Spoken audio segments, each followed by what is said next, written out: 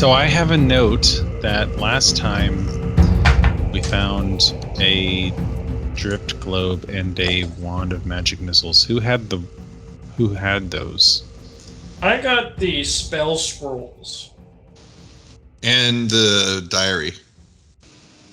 In the diary. Otherwise, I don't know who got everything else. Was it Myster Bizness that got the wand, or was it Tyr'n? I can't remember. I think Myster Bizness got the ball because he was like ball. Yeah, that's right. So then it must have been Tyr'n who has the wand. Must be. Cool. Wand of magic missiles is such a powerful.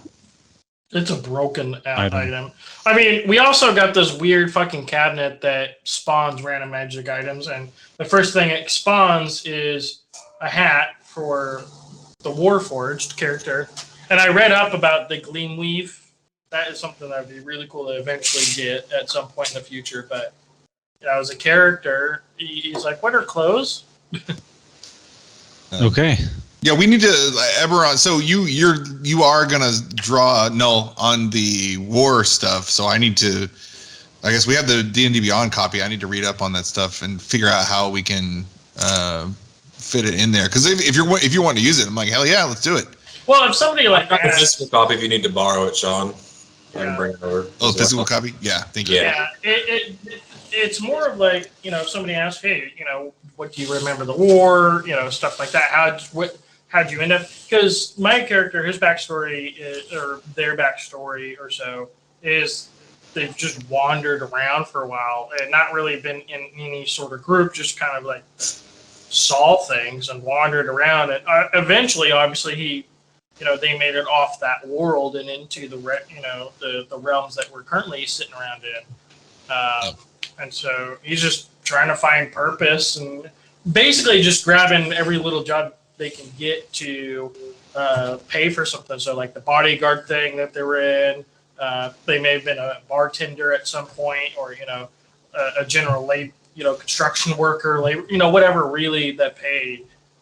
Not knowing where to go, what to do, and stuff. Yeah. And so that's where we're at now. And so the war was just, he's a druid character, and there was a lot of experiments done with, hey, they created Warforged, what can we use them for? And so they were like, let's see what they could do with plant things and other stuff. And they're like, oh wait, Transformers. And so they were just really trying to expand their technology. Like my Bard Forge character for Saturday Nights is kind of like that. But they were built. They have all their instruments and stuff is built into their body, and so they got these giant things of speakers, and they use that as a way to propel sound. So they're a sound, weapon. I like that. Everything. So it's all based off the war. So he's just an experiment. I don't have super intricate details, but they've just wandered around, and now they found a group of people that they don't know and haven't even spoken a single word to them directly or anything. And now I think that we just entered into the town, and now he's wondering. The person who I was serving is dead, and now we're in this town. Is this the end of the group, or what takes place here? So so we would have come back to Phandalin, we'll say, without incident. And also Umbridge Hill's very close to town. It's not a full day's travel, so you guys make it back without incident. And then for this session, just in case, not for combat, but for story, we're gonna pretend that everybody's here, just in case some like little nuggets need to be passed over or whatever. Because then, if at that point, if shit does hit the fan, then you could have them help as well. So true, and you guys could run them. No, they just ran off scared. Classic. Okay. Okay. Cool. So yes, we wake up. Let's go to the Stonehill Inn. Drag a little thing here. Ooh. Person made an amazing. I love the map, but it took a minute to calibrate. Nice. I like how the cat's sleeping on the floor. Yeah. So is the turtle, apparently. Yeah, turtle curled up on in front of the with an empty bottle of wine, looks like, and that's I actually Look, Gryke knows where to sleep, and that's in his shell after a healthy glass of wine. in Tailspire. I don't know if you guys played with that. I actually recreated this in Tailspire for fun. oh nice. Oh my goodness. Where is this there? Okay, so we wake up in the Stonehill Inn. We'll say when you guys came back, did the inn has 6 rooms, and originally, I'll say you guys were paired off, and there was enough room so that everybody could fit comfortably 2 in each room. So I think you guys have maybe only spent one night. I feel like there's multiple sessions and not that much time has passed in real time. But Ryan, had you guys even spent one night here, or did you? We didn't actually. We just. Oh no, Yeah. we spent one night. Yeah, we spent one night. One Yeah. night and then went to Umbridge Hill, and then all Yeah. that's happened. Okay. So, the end of a long day. You come in, you have a good rest. Toblin Stonehill downstairs. You're greeted by, and on the way back to Phandalin, you guys see yet another caravan, like the one you all arrived, minus Null, to Phandalin.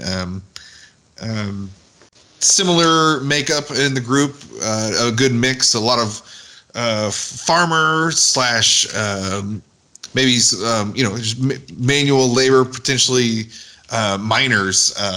Looking, you see some gear on the backs of some wagons, more so than before, more like pickaxes and those sifter things, like and mining material things, more leaning that way than the agriculture stuff. And also this one seems to have a greater elven population in it.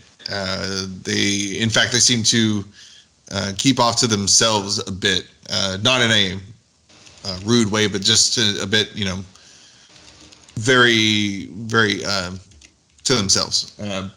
But they noticed everyone was beat to shit and dressed very strangely. I'm sure y'all had some exchanges to explain how the way you looked, and maybe some weird, strange things you were carrying with you. But and by the time you got back to Phandalin, the Toblin was very apologetic because you guys have now started to make a name for yourselves in Phandalin, standing out amongst the crowd of, again, mostly families and just workers and things. But Toblin apologizes that you guys have to go down to 2 bedrooms now, 2 rooms, because of the influx of people, and he had to offer up his room. Also, one of the rooms is now temporarily housing Ophelia and her 2 children. These are the commoners that you guys helped protect when you killed the ghouls in the very beginning. These were the people that you saved. They lost their husband and father, and they now work, instead of they had a plot of land that they were supposed to start a farm on, but she's now since sold that to get whatever she could now that her husband can't work it. So she's agreed to, in exchange for kind of room and board, she and her children work the kitchen now at Stonehill Inn. So Ophelia apparently she's very whatever the kitchen version of Green Thumb is. Well, I don't know why I can't think of something right now. She's the Julia Child of Phandalin. So Does Null know these people? Null would not recognize these people. In fact, Null, this whole scene would be new to you. So let's figure that out. So you would go back with the guys. If we'll say, is it fair to say that you stayed with the guys through the night? Or Yes. would Null have... Okay. Null doesn't sleep. It's more of a sensory mode that takes place, and really it's just they're conscious throughout all of it, but they don't really move. It's just they're there. So in the room, he's probably just staring off into the window out there. But if he came across Ophelia or so, he probably would have just been. If there was an exchange with other members of the group, probably picked up on that they know each other in some fashion, and he would have just not butted into the conversation, just let things kind of flow. Yeah, I was meant to ask you about that. So he doesn't sleep. He goes in sentry mode. Does he do anything like dreaming, or no? It's not explained. I don't think naturally Warforges have the ability to dream, since they technically don't sleep. It's more of just they're there. And that's it. Like, okay, it's similar to the elves with their meditative trance. Yeah. Mm-hmm. I just spilled whiskey on myself for the second time. It keeps sticking to the coaster. So Null, during the night, as Null is in sentry mode. Oh, one more thing. Gryke will like this. Anything that happens really during the night, they're conscious of it. They just for 6 hours total, they can not move. Okay, sure. Gryke, in the hubbub, the commotion, when you guys were mingling and kind of mixing with the caravan, the new caravan on its way to Phandalin, they were. Some people came to attend. They saw clearly, you guys were wounded. They came to assist. Oop, hear an echo. So, in the mix of everything, little Ilpa kind of you lost track of Ilpa. He fluttered away somehow. Did you just throw him overboard? Not sure if he, not sure what happened. He's not with you anymore. Gryke is not surprised in the slightest. Gryke expected this. I don't know why. No, probably picked up. I heard that voice he had. I was like, oh no, Gryke hates this. Gryke hates this person immediately. Null probably is noticed, but doesn't understand what's going on. So, to that end, I need to do one thing. No, Mando is the one that paid him. So, yeah. Thank you for the coin. Bye bye. Yeah, what the hell? He stole my money. Oh yeah, Mando. So, I don't know how much you heard. I heard all of it. Oh, okay. Never mind. Wireless headphones for the win. So we're back at the... Oh, sorry. No. So you do not normally sleep. However, this evening, as everyone was bedded down... Let me go back to that page. And you're kind of like chilling. Null's in his corner. Do you stand? No, he's probably sitting on the bed, more like crisscross, staring. He's conscious of, or they're conscious of what's taking place. They can hear and see what's kind of happening in that general, normal range and everything. Okay, cool. After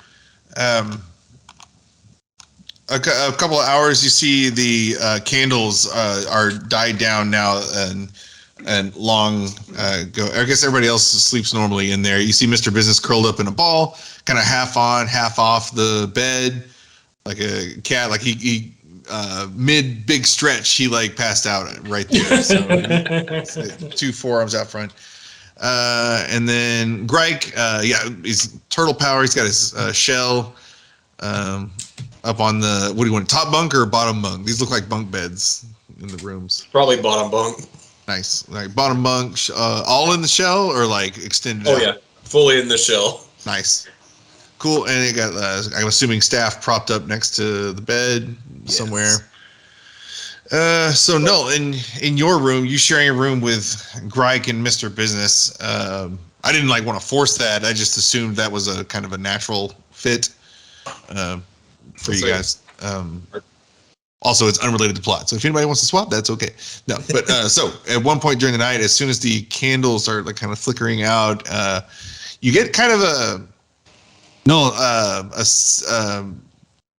a vision, but kind of a similar vibe to kind of like being back in that cave, in the necromancer's cave, and with the flickering of the torches against the cave wall, it comes to mind so much that as the dying light flickers its last flicker, Null, that feeling that you got when you first grabbed the diary and Oriel's journal. Mm-hmm. The sense comes back, and again the room goes dark. It was about to go dark anyway, but now, I mean, the moonlight was also lighting inside, and now that's gone. So there's like nothing, and you hear a familiar voice say, Oriath will never die. I told you. And then back to just the room, and the little flame, the last little flicker on the table there just goes out, and now it's just normal room. The moonlight coming in, you still see everything. Mm-hmm. And that's it. And that would have been, I don't know, let's say 3 a.m. Equivalent of 3 a.m. Okay, so would, if we want to fast forward to the next morning, or if Null would like... There's nothing physically that can be done. It's all internal dialogue at that point in time. So it happened. Null's still sitting there. So we go to the next morning, and we are awoken by the sound of, I think we've already done this before. I'm getting like deja vu. The pots and pans. Oh yeah, in the caravan. We were awoken that way. You hear a cock on the roof. The sounds of morning, the bustling. The crowd has grown since you were last in town, like even a day. Like, so now the growth is so much in Phandalin that people are coming in droves now. Like the business is good, and maybe not daily, but in this case it would have been like every other day. People are coming to town, new people, and you hear commotion downstairs. So before, I guess, dawn would have happened, Mando would have been kind of up and at the desk, kind of tinkering with his stuff, fiddling around, switching some things out. I've tinkered with my armor to remove some of the additional protection that it provides, and tinkered around with a little rod, and take my arclight spanner and wind some wire around it, and add in a little like battery component, and sparks and fizzes. Put it in his pocket, and he had previously kind of gone to the blacksmith and got to know him. I'm not sure who what his actual name is in Phandalin, but would have rented out some time in his forge so that I could take my Feskar ingots and shape them into something that is usable to me. To any of the friends that are in town, it also just kind of looks like a long version of my gun. It's a long tube with a stock on it, but it seems to be more like something fits into it. Like it's not operational by itself. But to those that have seen it, it looks still pretty alien. Like I have no idea what that actually does, but it looks like a tube with a stock on it. But I take her around with that. Kind of, I fashion a piece of leather to like as a sling, and just get it, throw it up over my shoulder. Sounds like some commotion downstairs. Okay. Yeah, Null, being only 6 hours, exits sensory sleep, their rest, wanders over there and new place, new location and stuff. So very curious of things that are going on. Trying not to awake the cat that's slumped over on the floor over here. And everything, and notices different reading materials and map and stuff, and just kind of wandering around. And it also takes note of the commotion or the noise that's going on. It moves to exit the room. Okay. The commotion definitely wakes Gryke up, and he wakes up and just looks a little bit angrier than normal. Grabs his stick and will head down, and on his way he looks at Mandy and says, got tired of 2 fire damage, huh?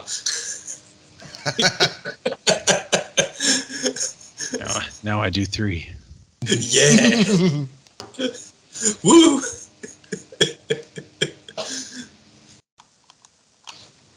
Where the stairs are over here. Let's see. Yeah, Amanda will saunter on down the stairs. Null doesn't know where he's going, so he's just following the shiny guy in the front. That's typically what Gryke does. I'll move the other guys. We'll move to the other. The downstairs is on the left side of the map. Probably didn't need an actual map for this, but whatever. I like it. Yeah. He's following whomever is there. Doesn't know where he's going. What he knows he's in that. They know there's an inn and obviously a bar and everything, but doesn't remember. It was late. Couldn't see much Sure. of anything. Let me Head out to the common room to get some grub. Yeah, so the room you're familiar with, the same room you met Toba and Stonehill, he's there behind the bar. Now the commotion you're hearing, it's more just like a lively discussion, it's not like aggressive or anything. One voice does cut through, and it seems familiar, and anybody who was on the caravan will recognize Lady Dara's voice talking over there. And as you walk into the space, you see no one's at the bar with Toblin, but there are a group of kind of important-looking people with Lady Dara, and it looks serious. Does Null know this person? No. Okay. She is a kindly-looking elven woman, middle age. But for an elf, who could, she could be 200 to 400 years old, but elegant looking, dressed for the area and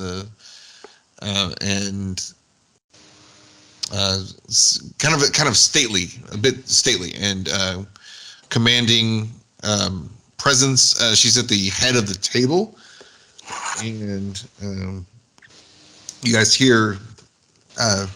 Now let's. What do you do? What are you guys doing? I was gonna go take a seat at the nearby table, probably over here, since we have a bigger party. Cool. And wait to be served. Null's As just you- waiting. As you pass through, there is two men standing there, two armed men at the other end of the table, across from Lady Dara. As you pass by them, one of them holds out his spear and the classic guard way, just to block your way. Oh. Hold on, who's there? And you hear Lady Dara behind you. Oh, that's all right, Henry. They're not with us, but these are good men. They're good people. They've helped us before. Let them have a seat, and he'll, immediately snap back, as you were, and respectfully let you on your way as you guys go to the corner. I'll say, as you were, sir. Oh, He doesn't- Gryke was he looking just for to hit works. somebody. All right, So, we'll just put everybody over here. It's not really super necessary, but I like the visual. Yeah, Null's just kind of, he's playing shy, and just doesn't know how to interact really with all this stuff, because here's a group of people they don't know, here's another group of people they don't know, and so right now Yeah. just observing. I'll type her name in there just so you have it, the visual, whatever. They hear one of the gentlemen stands up, and they're sharing. It's the equivalent of mimosas, I guess. It's the morning, so but it's still a business meeting. You got to have some alcohol. So they're toasting. I just want to say once more, how deserved this is, and congratulate you again, Lady Dara, on your appointment to Lady Protector of Phandalin, and indeed to all the denizens of Phandalin for the village's fast track induction into the Lord's Alliance. Right. Ah, the Lord's Alliance, she says. I say to Tyr'n sitting next to me, but loud enough for her to hear. I've done work with them before. Null's She respectfully holds, or ceremoniously holds up again, and all the men are at the table all the men? Are they all men? Mostly men. All men, except for her, yes. Cheers and respectfully. Thank you all. And if we could go around the table and introduce ourselves. Yes, of course. And one man stands up. I'll say Null and Gryke.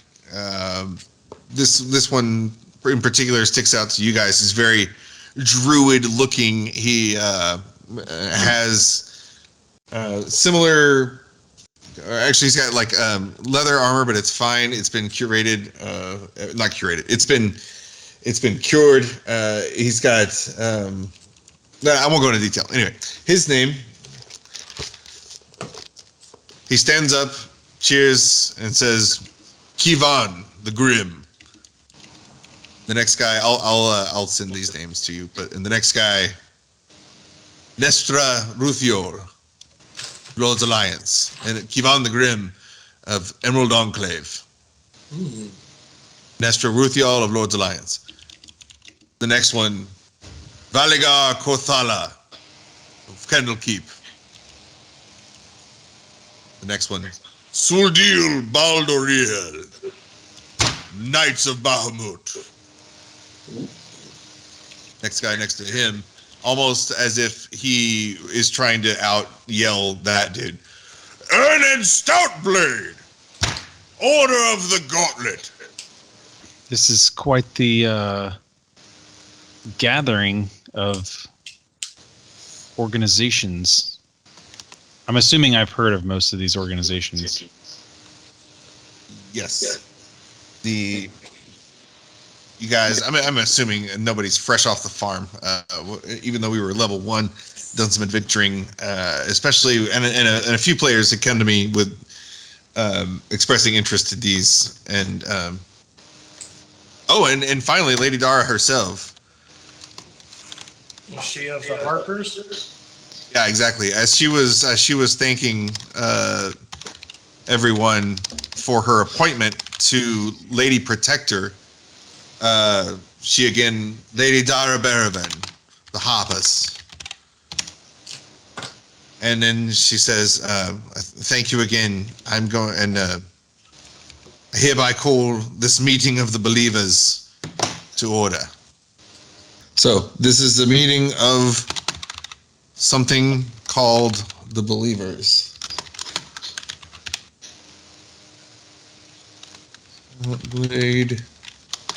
I don't have these commoner tokens, are just placeholders.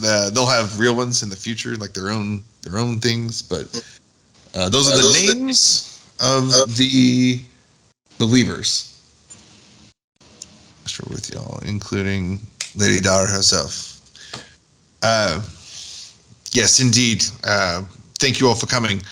Now, I understand everyone has seen some strange weather things happening in their areas. They all kind of confirm. And in fact, she looks over to you guys. They sit down after they go through, and one moment, I will come right back. And she pauses from her meeting, comes over to you guys, and Mando, you've been kind of speaking up. She'll kind of whispering just to you guys, and like, "Hello, gentlemen. It's been a minute since I've seen you. How I understand you went to Umbridge Hill for to see about Sister Adabra. How did everything go?"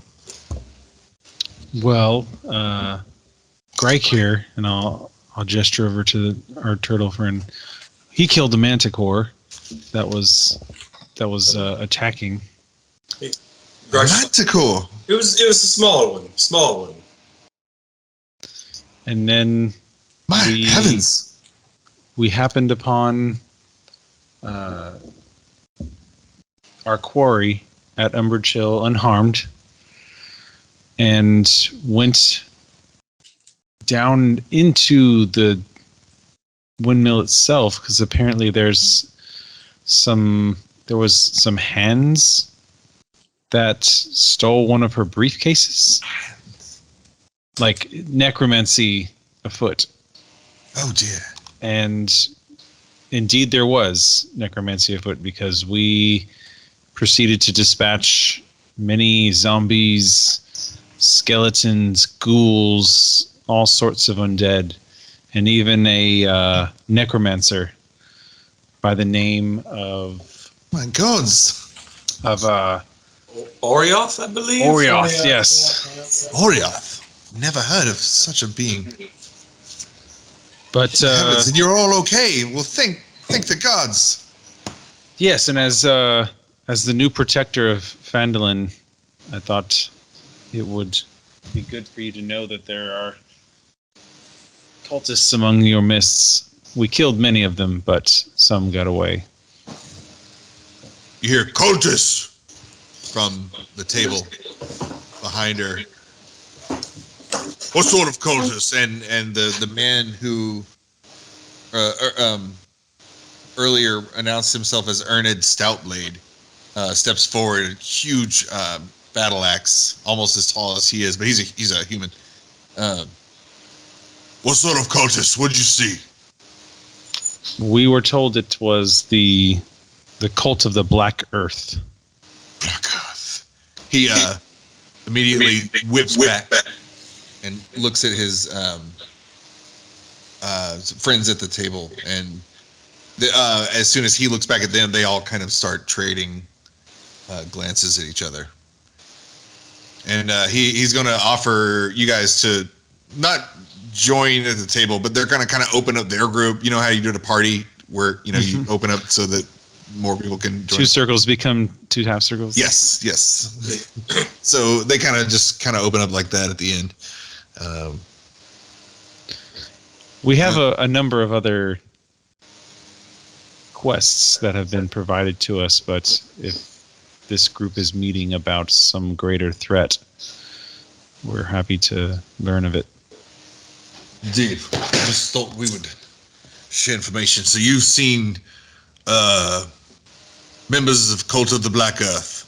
That, to us, was a missing part of the puzzle, because as of before you all joined us, we were just discussing our experiences with cultists, and each of us has run into a cult of elemental evil, but none of us had met up with the Black Earth yet, and you complete that. So now we know.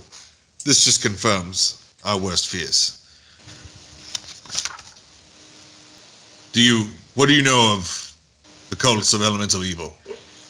Well, before I go on, I do need to state that by the time we got out of that crypt underneath the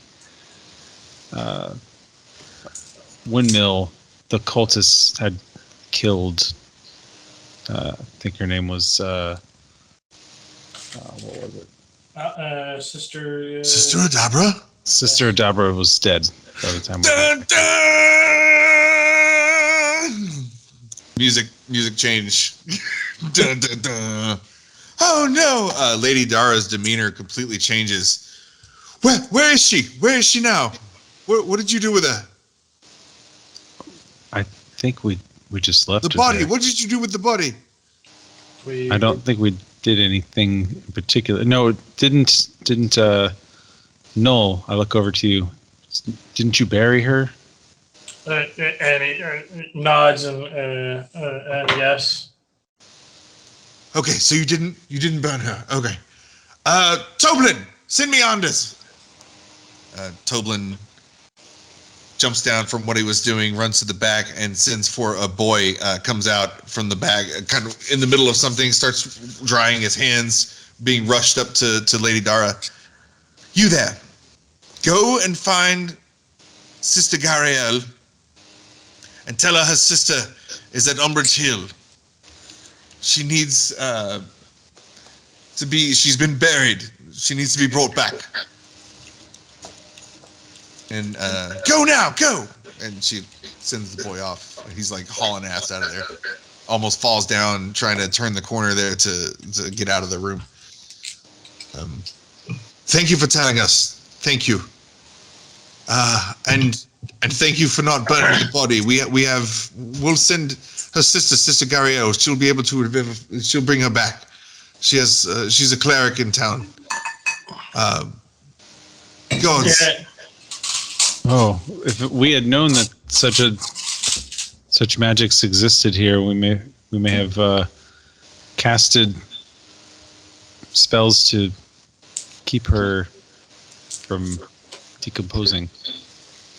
Null's got a little bit of confusion on their face to that realization that the person could come back. Yes. No. I'm a. Of course, it does seem a bit unnatural, but you have to understand. If you knew how important Sister Adabra was in our plan to the structure of the town, we were just about to open an orphanage, and she and Sister Gariel are running it together, and we could not have done this without her. Also, she also plays a key part. She's a cleric. They both are clerics for the for us and members of the Hoppers. Our numbers are dwindling. We have to maintain all the strength we can. But thank you for this information, and thank you for not burning her body. And there's no way you could have known. So, right. So they're in this thing, and Null's got a thinking kind of face, and wondering if the contract, if the person revives, if the bodyguard contract's still in play, and so he's thinking about that. Are you showing it, or are you just thinking about it? He's got an expression that there's gears moving.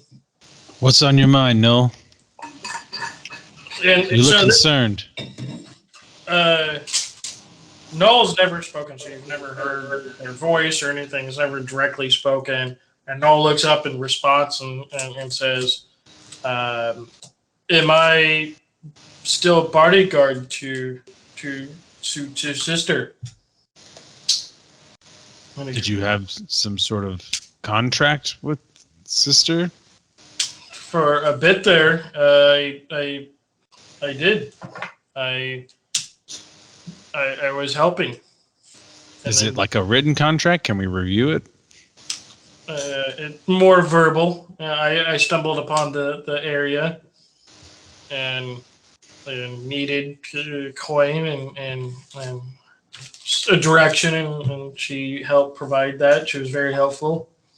And then things turned, and I ended up following you lot, and yeah, killing things and stuff. I tell you what, I'll give you some gold. You can bodyguard me. My other one seems to have run off.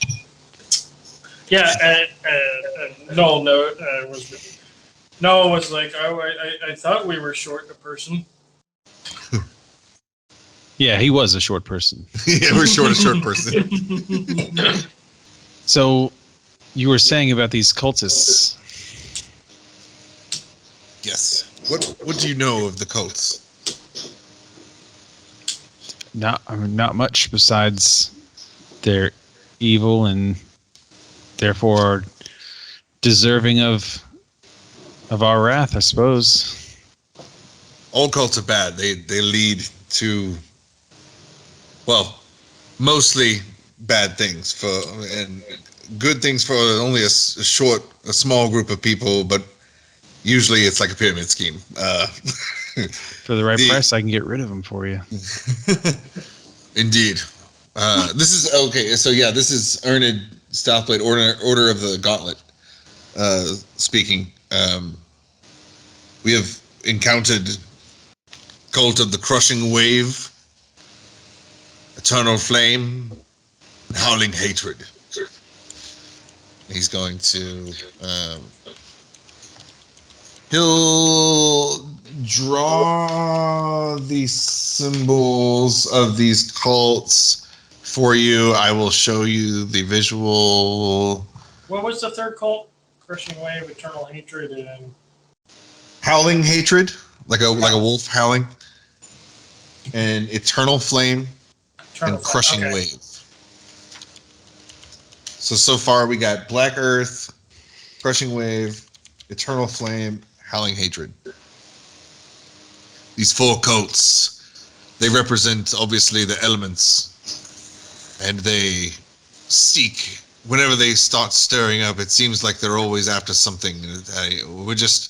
We don't know what it is yet, but they all worship their respective prince of elemental evil. See, they're all on theme. So you've got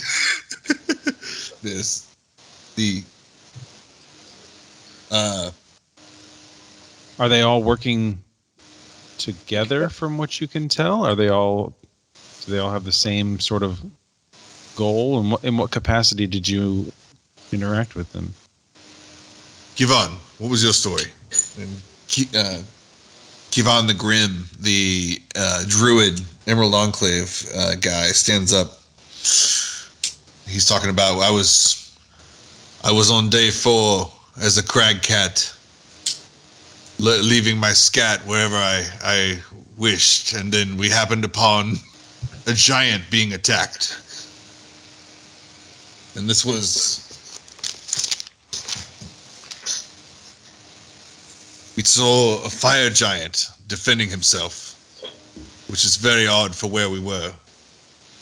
We were just outside of Tribor. This fire giant was surprised by a group of no less than 40 cultists from the Crushing Wave cultists. And without much of a fight at all, the fire giant fell. And then there was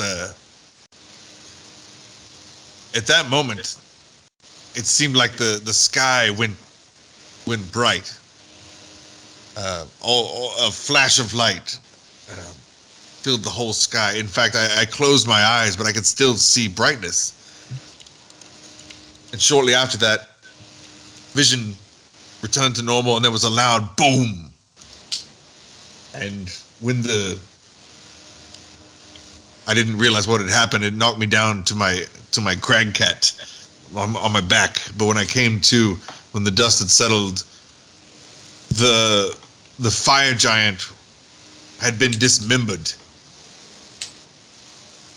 and it was dead, and there was a portal that had just been opened, and through it we saw leaving our plane, something out of a nightmare. It was the size of a house. It was humanoid in figure, but the size so large, not quite the size of the fire giant, but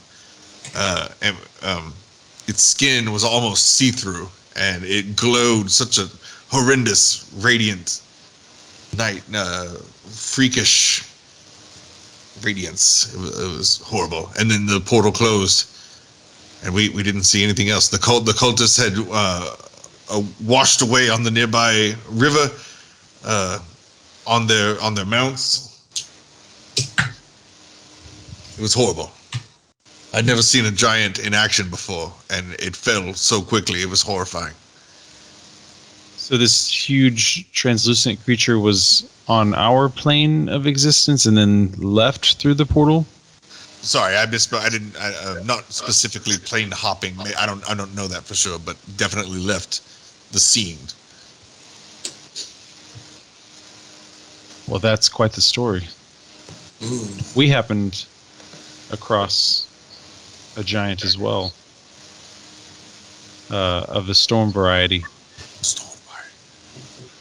Two, Every time you guys say something, they all kind of like look at each other, whisper. And I'll look over to Gryke.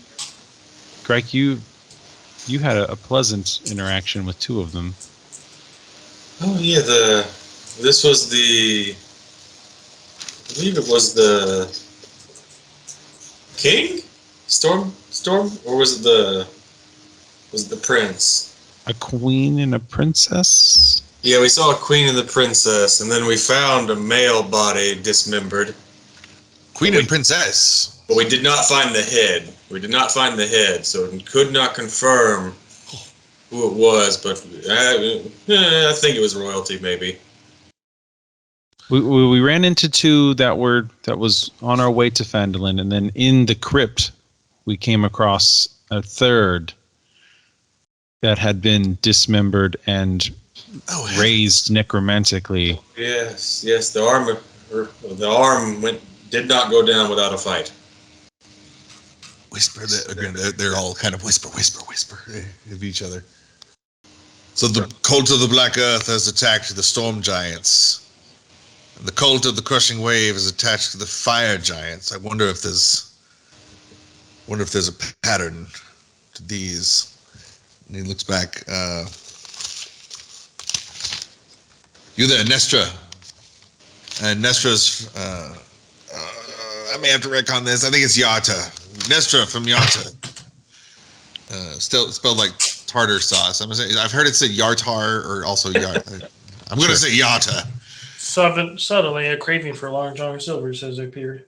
Yes. Dude, I swear Popeye's app is listening to me. It'll just pop up chicken whenever I've been talking about chicken, or it's anyway.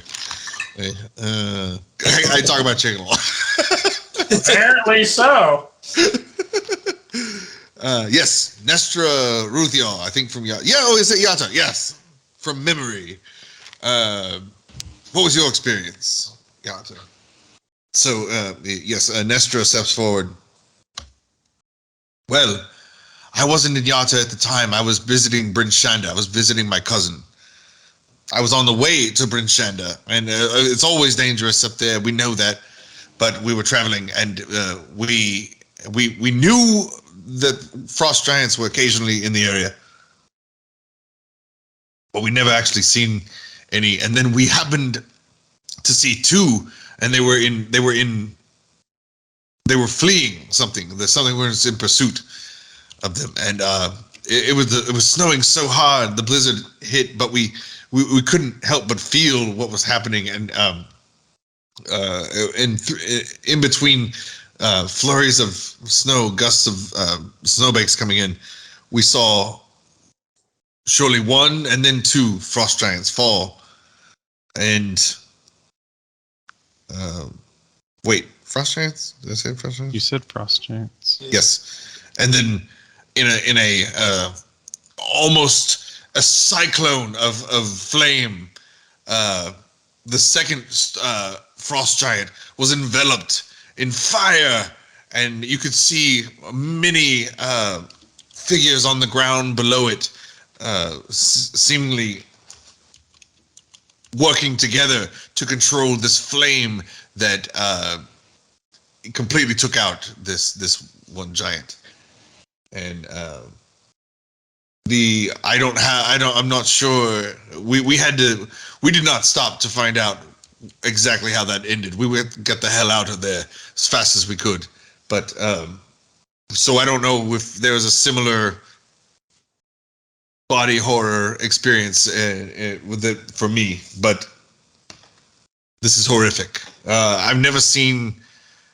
Cults are always a problem. The dragon situation we had a few years ago, I mean, that almost undid reality. It was horrible, and thank the gods, the Lord's Alliance came together and we all wiped it out. But this is something different, something bigger. It seems these cults do not work together. I don't think we've never known them to work together in unison. In fact, they quite often oppose each other. So to see them seemingly coordinate attacks is highly irregular. That's why we've called this Council of the Believers. We believe that we watch the skies, we watch the ground, the water, the elements around us for disturbances, and we're keepers of the way. And this is goes against the abnormal effects of the weather and the animals and everything around us. It's just been, there's something in the air. And with all these testimonies here, we're not quite sure what to do. We've definitely need to count on heroes such as yourself to stay on, keep abreast, and we'll please, share information with us. We openly share with you whatever we'll find out. Well, I think that is most of what we know. And Null sits there, reeling over the information that's brought there, and asked, shifts his focus over to the other group of people that are sitting over here, and asks, what if all these cults are working together? What then? No, indeed. One of the other burly knights, the second one, the first one that spoke of, the Suldil Baldoriel, the Knights of Bahamut representative. Indeed, this has been my theory. They're conspiring against us. I'm not sure what it is. They all worship their prince of elemental evil, the fire cult. They worship Imix. It's a primordial being of insane power that, if released, could I could destroy whatever it wanted to. And the howling hatred, they worship Yan Si Bin, another primordial from the plane of air. And the Black Earth, Ogremoch, plane of earth. And the cult of crushing wave, Ol Hydra, primordial from the plane of water. But to what end? To what end? Well, you mentioned portals, and there are, you said, these creatures that they worship are from different planes of existence. Do giants have any connection to weakening the veil between planes? Not that I know. He looks around, and they're all kind of looking. Lady Dara, just by kind of sharing glances, kind of assumes. Also, she's has experience as a teacher, as a educator, so she's already kind of reading the room always a little bit. Sees that nobody kind of has experience, so assumes that she's the most experienced with giants. I can only say I know that certain giants seem to have proclivities and talents in certain, obviously you've got the storm giants, frost giants, fire giants. They can command and wield certain elements, but not like this though. As far as I know, giants have no connection to the planes of these elemental planes. Perhaps it's just simply a battle of territories. Perhaps. But again, to what end?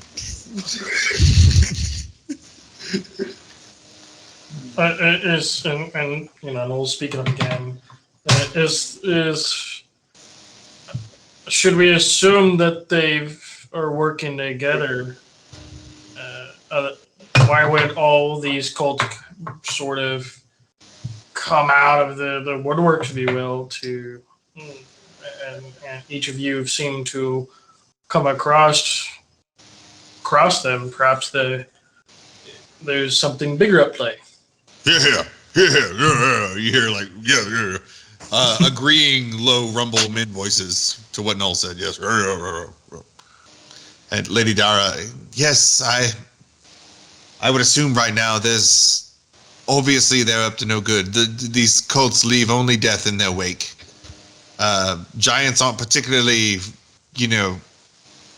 friendly. They're not attacking villages yet, but I've lived long enough to know that violence begets violence begets violence. So we can expect them knocking at our door if they're knocking at yours. Well, we were told by the princess and queen that there seems to be some chaos amongst their own ranks. Their king has disappeared. King Hecatan. Oh. And let me stop. Out of game pause. I assumed Gryke and Mando, and was it Jobe too or no? When y'all talked to Sarissa and Neri, or Jobe was eavesdropping. Yeah. So it was Mando and yeah. So and you guys had cleared off the bridge. Mm-hmm. So we'll assume everyone was kind of treating the giant encounter as still potentially dangerous all the way through, except for Stormforce 5. So like the commoners, including Lady Dara, would not have been privy to the conversation between you guys. Yeah, we were all alone. Yeah. So she's just kind of learning this also. Whenever you guys, because that was like the one plot hole. Like, why wouldn't she know? I'm like, well, she didn't know because you guys pushed her to safety. Null doesn't know about this king, and so he used this name to fly around. He asked, "Who is this king?" the king of the storm giants, which the Queen Sarissa told us about. Kind of maybe it was Queen Neri, is it Princess Sarissa and Queen Neri? Told us that there's a bit of a caste system with storm giants and all the rest of the other types of giants, with storm giants being at the top. Yes. Indeed. Oh yeah, very And problematic. Pecking order. With the king being gone, there's chaos has ensued a bit in. I guess the others are acting up. Yes, Queen Neri. It was either Princess or Queen Neri. Yeah, I don't remember either. Talk to the Informed. queen. The princess was talking to the Furious Five. Yeah, we talked about Okay. So they said yes that the ordning is a power structure that is just kind of a known alpha omega system, kind of sizing up each other. Giants kind of walk around, and there is just this sixth sense they know among each other, kind of like when a dog sniffs each other's butt, and like one immediately betas. Like it's just a thing. Like giants do that. They sniff each other's butts. Yes, but as giants. No, like they could just like share gazes and like, oh, there's this an inherent comfort that comes from knowing your place. Now, King Hecaton was at the top of this pecking order, and It was Hecaton? Okay.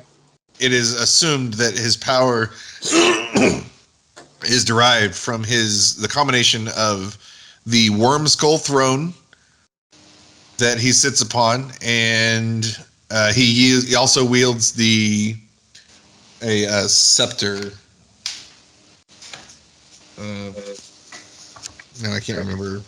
which Sarissa had, right? Which Sarissa had with her. Yes, they found the throne and the scepter together, and King Hecaton is missing.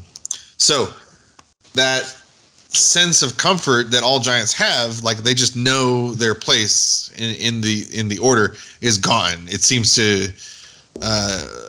We've only encountered the two giants so far, and they seemed okay. I don't know. Like to you guys, they seemed to have their wits about them, but those are the only ones we've run into so far. So, as you know, Null's trying to understand what's going on over here. Is it safe to say that perhaps the situation with the power vacuum that is currently taking place is being taken advantage of for somebody else's gain?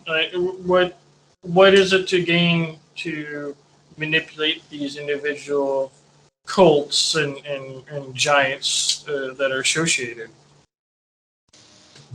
Indeed, feel like we're missing something.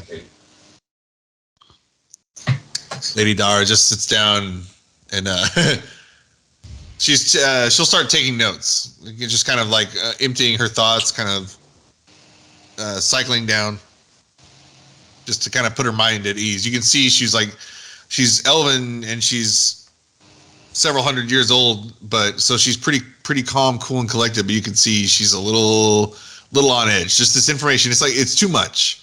It's too many strange things happening. So she's just gonna start taking notes. And the both of the knights, they'll come up to Null, and they'll easily, a head taller than you, and we like the way you think, and they'll reach out that bro arm embrace, the clasp, bro. You can call us friends. Yeah, no, it doesn't. They don't know what's going on, but he recognizes that there's some sort of gesture that's taking place, so it plays into it. Cool. And they'll just kind of, the knights. I think they're gonna take a break. Let's just take a break. I think I need a drink. And everyone's just gonna kind of go have like private time. And a couple of the knights go up to the bar. Lady Dara is still doing her notes. Everybody just kind of disengages and goes back. So yeah, we don't really have any. They don't have any more answers really. One thing. Look up. It'll be faster here.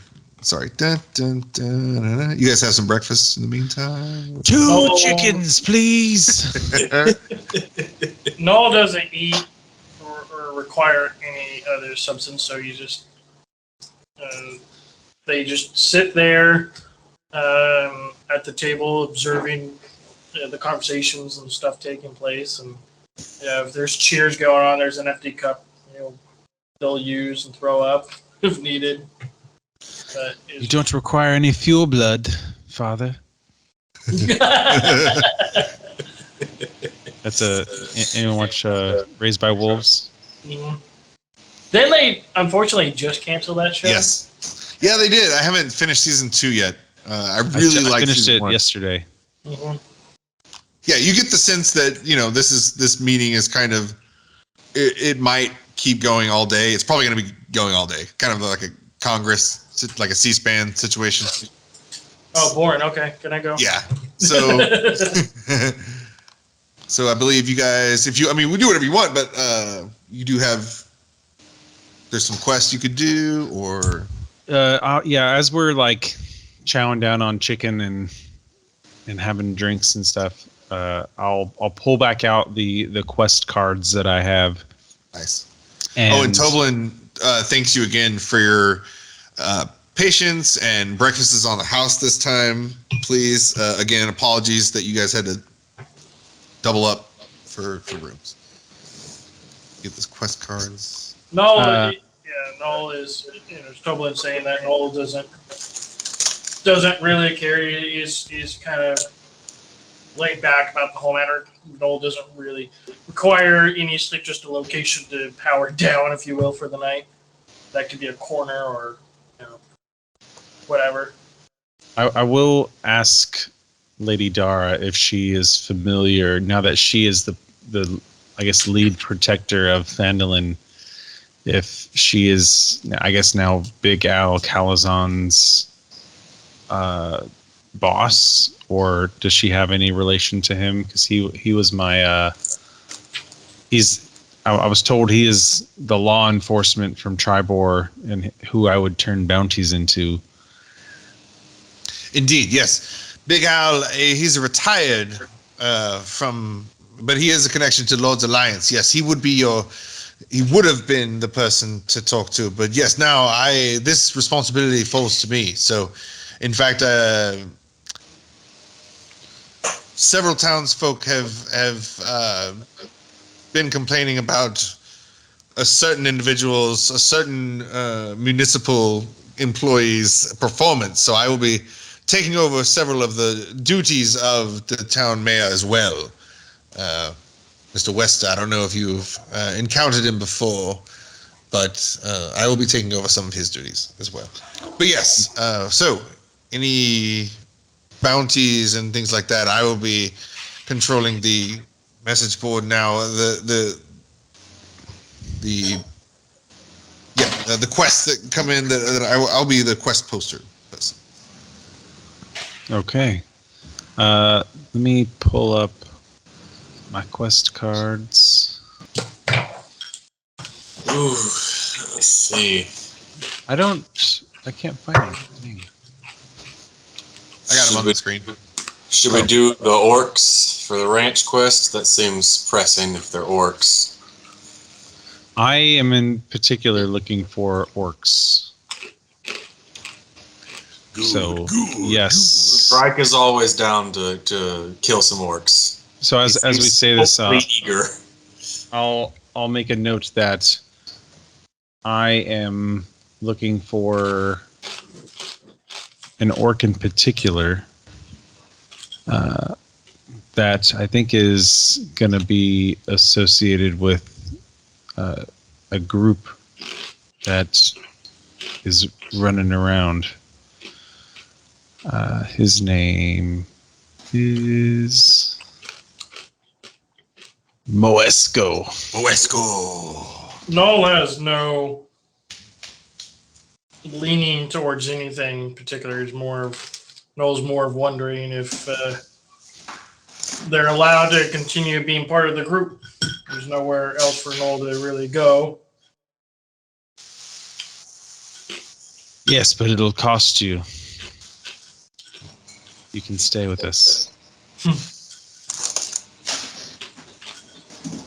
Okay. Yeah, Moesco, I think he may be with this whole Butterskull ranch where they attacked there. Maybe. So I'm happy to go in that direction. The Orcs. Oh, there was also the shrine. Shrine of Cyrus. There's a shrine there that we can also kind of go and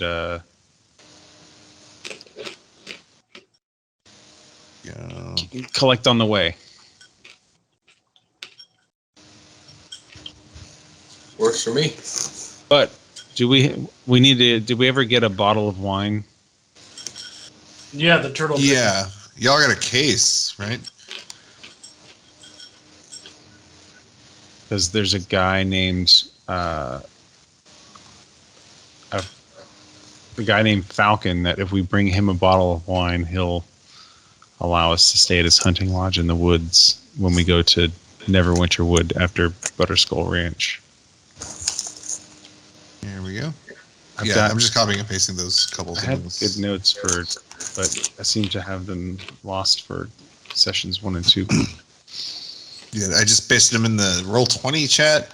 Those are two of the rumors that Toblin let you in on. The folk in town have been whispering. In addition, those are apart from the actual quests. Mm-hmm. Okay. Anyway, cool. So y'all thinking loggers? Which one? Yeah, Butterskull I Ranch? think let's start with Butterskull Ranch, where I can get my quarry. Yes. Okay. If no one has any objections to that. Null does not. Null's just more. His question is quelled of whether or not where they're going from here, and as long as the group will have them, he'll continue. All right. Here we go. So. Well, if we return to Townmaster Harbin Wester, can we go get that reward of 25 gold? I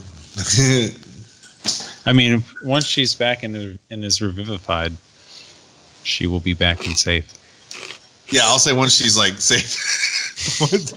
Once she's alive. I don't know if you're good for that 25. I mean, she was safe when we left her. She was.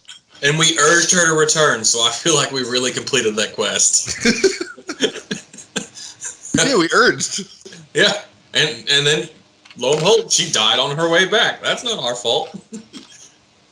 You didn't hire us to escort her back. Yeah, we definitely urged Sister Adabra to return to Phandalin. Didn't urge her not to die. So, orcs. Butterskull. Butternuts, butter stuff. All right. Butterskull Ranch occupies a large plot of land on the north side of the Tribal Trail, nestled in between two hills. Beyond a ramshackle wooden fence stand cornfields, an apple orchard, gardens, and pasture land. A path breaks off from the trail to lead to a 2-story farmhouse next to a pond. West of the farmhouse are the charred remains of a barn and a smithy that have been burned to the ground. And are we able to? Was it like a long trek? Is it like a day's walk to Butterskull? yes, I'm sorry. Let me look at the. before you, typical farmhouse. You're on the Tribor Trail. Let's hop over real quick before we fully see that, so we can see.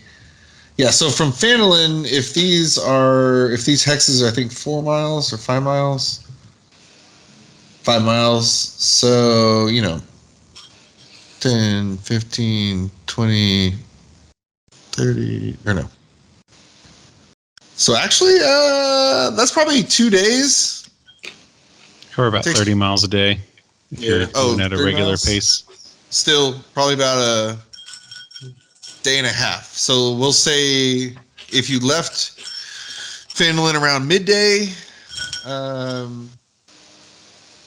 traveled until night, spent the night, and then traveled a full day, you'd probably be, if you wanted to get there, you'd be getting there at night, like around midnight, unless you wanted to sleep before and then start the orc fight, what you think to be an orc fight in the morning, whatever you guys want to do.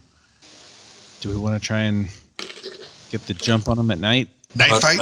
That's what I was thinking of. Let's go and get them ambushed. If it is a larger party of orcs, we can definitely get the jump on them Or at maybe night. use the cover of night to do a little reconnaissance. Yeah, feel it out first before we go in guns blazing. Or Very good. Very good. tubes blazing. My bad. Tubes blazing. Yeah. Some tubes blaze, some tubes give it a little toot. We will move you guys. I'm going to say, Myster Bizness is the only one with night vision. Does anyone have a torch? We want to do torches? I have a torch in inventory, so I can light one and use it. Okay, cool. Well, I would imagine if we're coming in stealth like, we'd be using the moon and the stars, trying not to have too much light.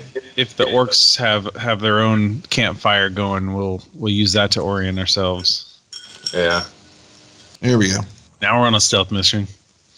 There we go.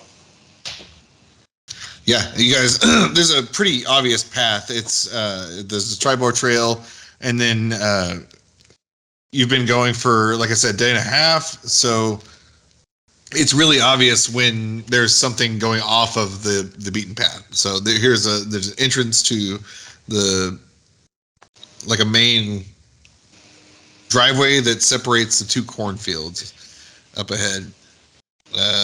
Well, you don't know that yet. So let's inch forward. Dun, dun, dun, dun. So we're going quietly over this way. Into the vast blue yonder.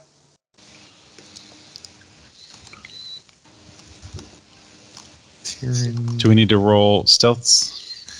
I will take out. Yes, please. Everybody roll stealth. I will take out Jobe and Tyr'n. There we go. Mando is now the light.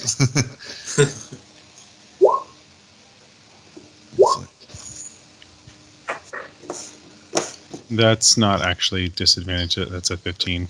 Okay. Gryke 9. Yeah. We're moving forward. Myster Bizness, go over here. Are you still moving forward? Okay, you see the. I'm going to inch up to this fence here. Oh, we're going this way? Okay. Hiding behind the fence. So is the fence like a bunch of posts with wood in between them? Kind of like, that old Western. Exactly. Yeah, it's fence. like just enough to where a cow couldn't, without much, couldn't easily go through. But a humanoid, without just taking an eyeball at it, it's easy to scale or go through. And is the corn fully grown? Is it like a freshly harvested crop and people can pretty much look right over it? Yeah, right now it's really tall. So we're in like a fall time, and it's so you guys. In fact, that's at night. At the time you guys get there, there's still some. Possibly because of the happenings and goings on, but otherwise you are in the north. I mean, it's you're. The weather's gonna weather, but the corn is especially loud. It's just being like swatted around by the wind. So if you guys were trying to listen for anything like up ahead as you make your way through, it's really hard to hear anything but just the corn leaves like slapping up against each other in the wind, howling. Yeah, but we could at least get a visual. If we need to hear something, maybe we can figure out another way of doing that. But I'm gonna gesture towards the corn as it makes real good cover and hop the fence. Nice. Yeah. Stay with you guys. You work your way through the corn, and as you, without incident, you're making your way through the corn. No hiccups. You come upon another divider, like a fence, kind of a loose fence though. This is more just stones on the ground, and this separates the cornfield from the orchard up ahead. Oh, okay. This is small fence here. Is it like a waist high? Yeah, kind of like stone. It almost looks like it's really, really old. Like it predate whatever's happening right now. I'm gonna keep skirting it and staying in the corn. So yeah, you guys make your way up toward, and we'll pause there. So as you make your way toward the end of the cornfields, and then where the orchard ends, just as you're sneaking by. And everybody rolled well. Gryke, it's so loud, dude, that like even a 9's okay. It's you're fine.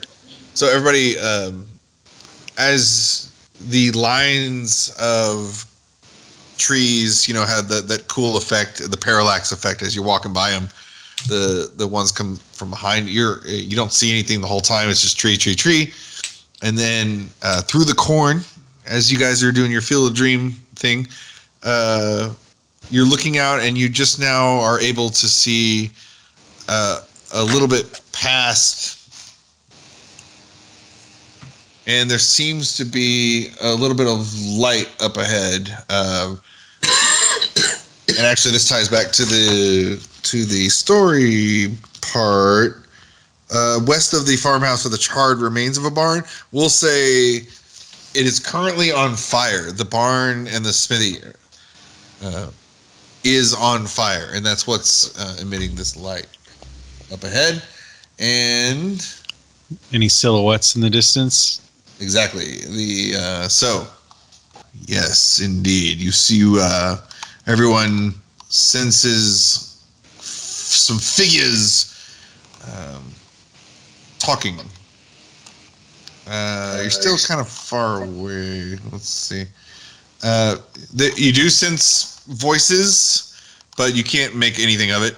You're still too far away. You would have to inch closer, I would say.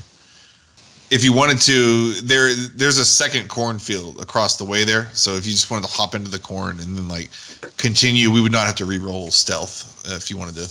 You're still far enough away, like it's fine. Okay. Yeah, I'll quickly turn around. Do we want to check out the farmhouse too? Yeah. Oh yeah. Might as well, right? Let's go. Yeah, scope out the whole thing before we commit ourselves to battle. Okay, cool.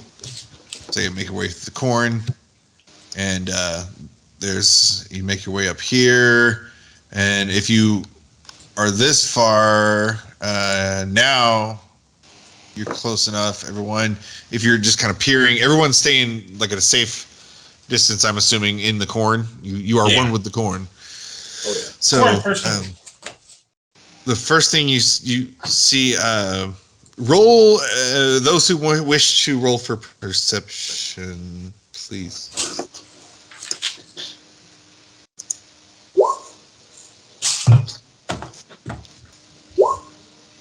Oh, that one wasn't supposed to be advantage, but the first one was high anyways. Nice.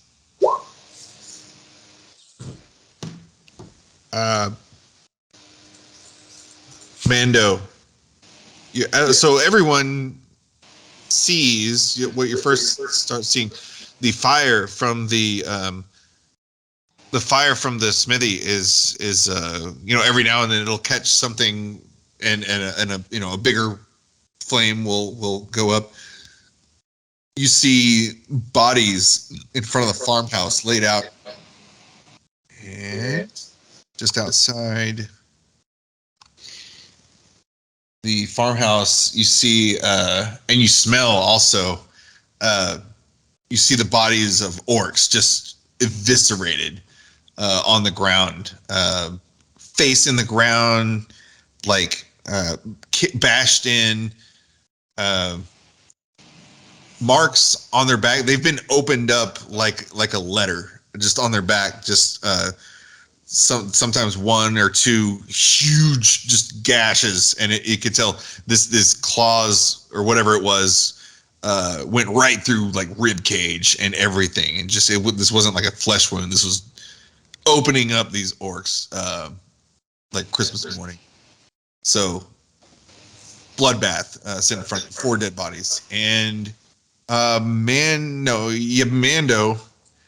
hears almost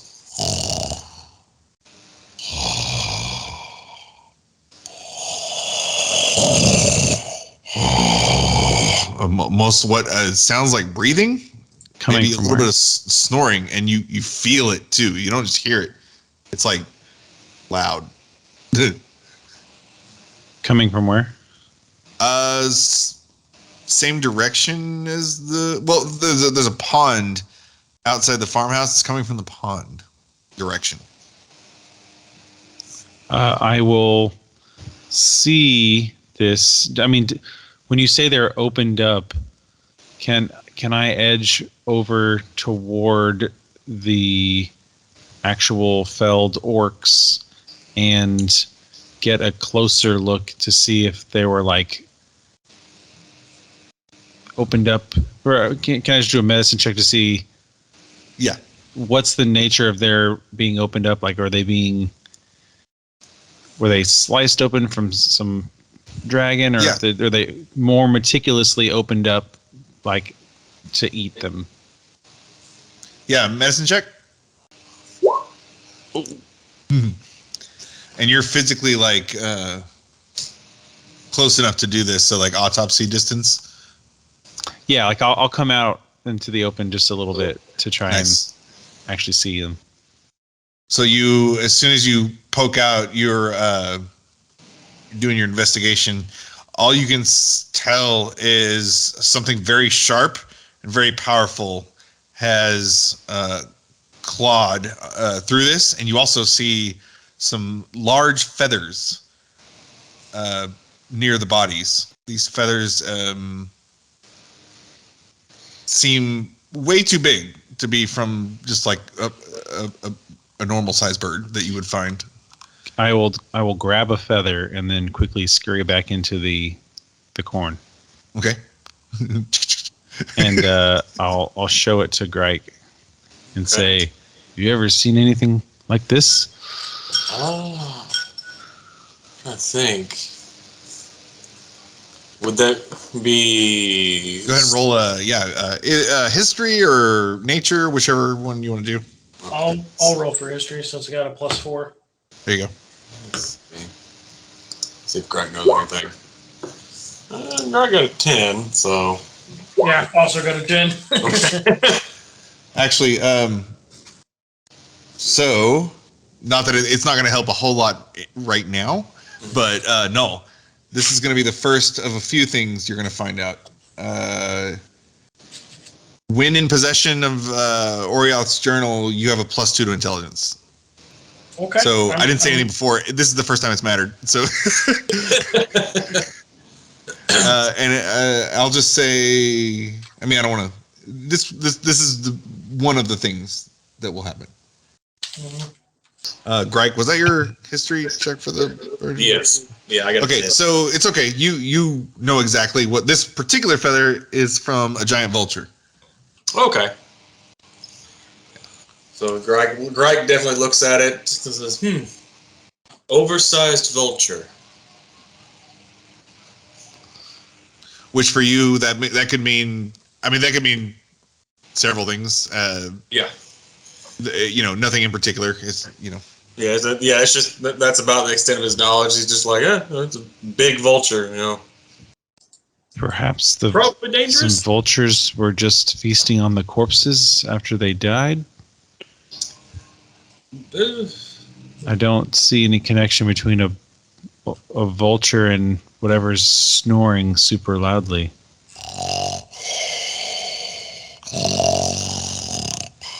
So, yeah, as soon as Mando says that, you hear some steps, boom, boom, boom, coming from around the corner of the farmhouse. And if anyone's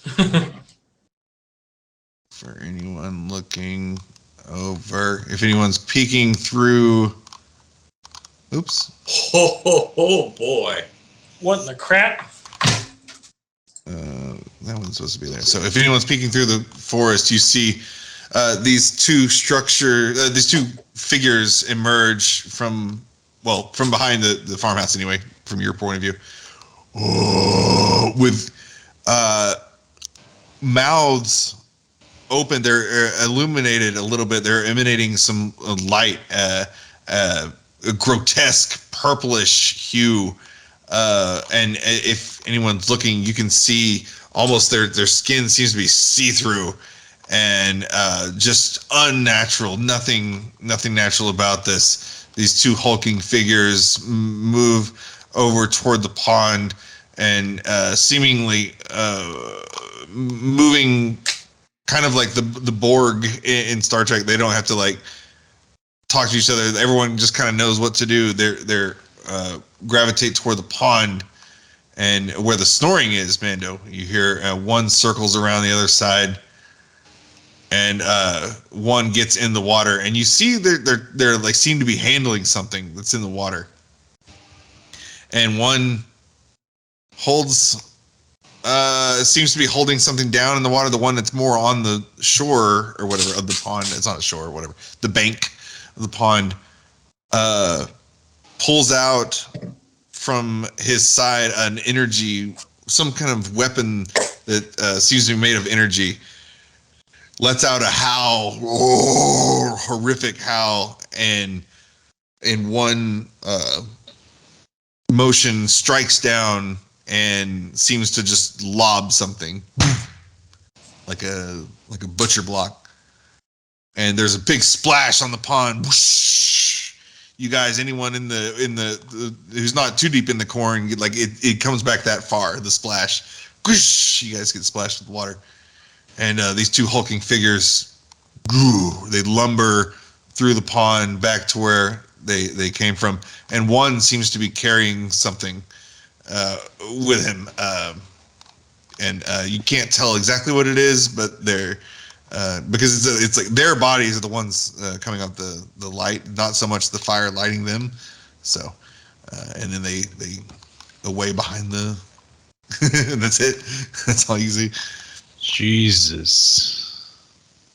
Or What those? Torm. What in the gods were those? Never seen anything like that before. Yeah, if you guys want to roll for history, if anybody, or I'll roll for history again, I suppose. sure.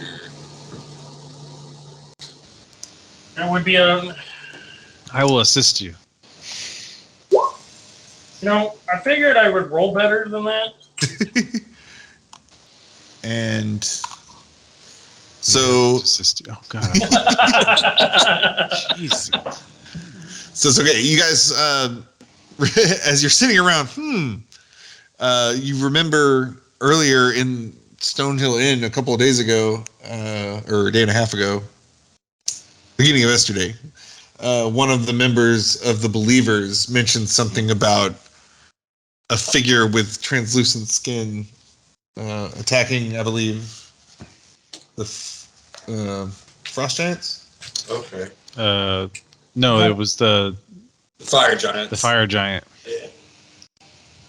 Yes. It was as big as the fire giant, and it was the thing that went through the portal. I don't know that we want to mess with those guys. You said that there were other figures that were by the burning barn. Are they of a similar size? Yes, and now you hear a voice speak up. Hurry! We must make it back. The master is expecting us. And if anyone looks around the corner there, you see a third figure, much smaller, closer to y'all's size. This figure seems to be commanding these hulking, giant size golems. They're not golems. They're not sure. They're beings, but you know. And you've performed very well indeed, taking down this idiot roaming through the hills. You already have your coin, and there were untold riches beyond this. You can trust us. Just keep doing what you're doing.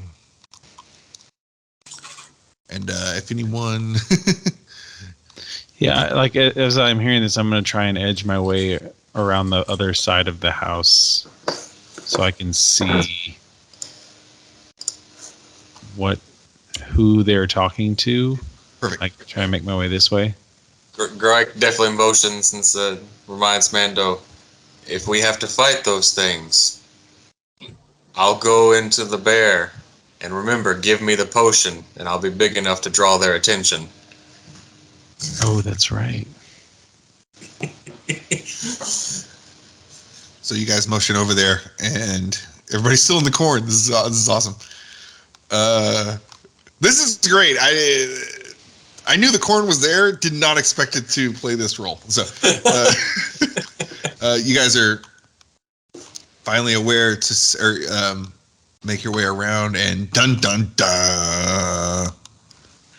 The figures that the strangers are talking to, more cultists. You can see there seem to be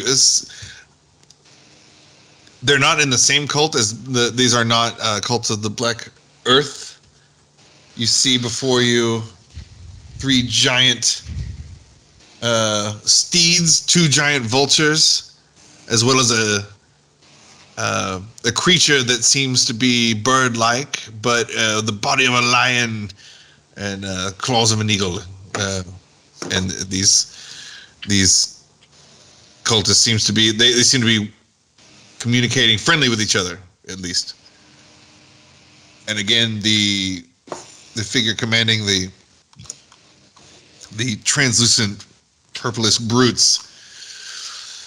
All right, we'll away then. Bring what we need. And behind him, he taps. He's got this staff. He'll tap the staff, and a portal opens up. It's about 15 feet in diameter. This portal, and this figure. He's medium sized, but pretty shrunken in demeanor and stature. He's got like a hobbled gait as he moves very slowly through the portal. It's not that he's not in a hurry. He can't move much faster. And these his 2 servants, these giant things that are following him, pick up together they carry. And now if you guys, there's enough light going around, you got a sense of what's going on. You can see that it is a leg it is a giant sized leg.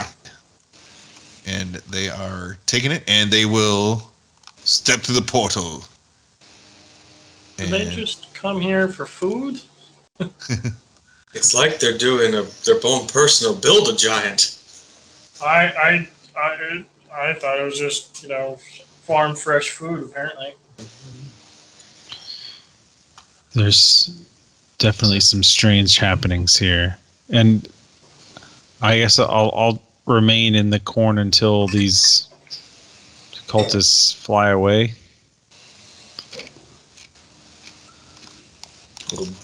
Do we want to let them fly away? Yes, please, let them fly away. I don't know that we're equipped to handle whatever cultists and steeds that they're fighting with. They big. Do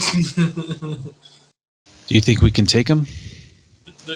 They bigger than Null. I think you think.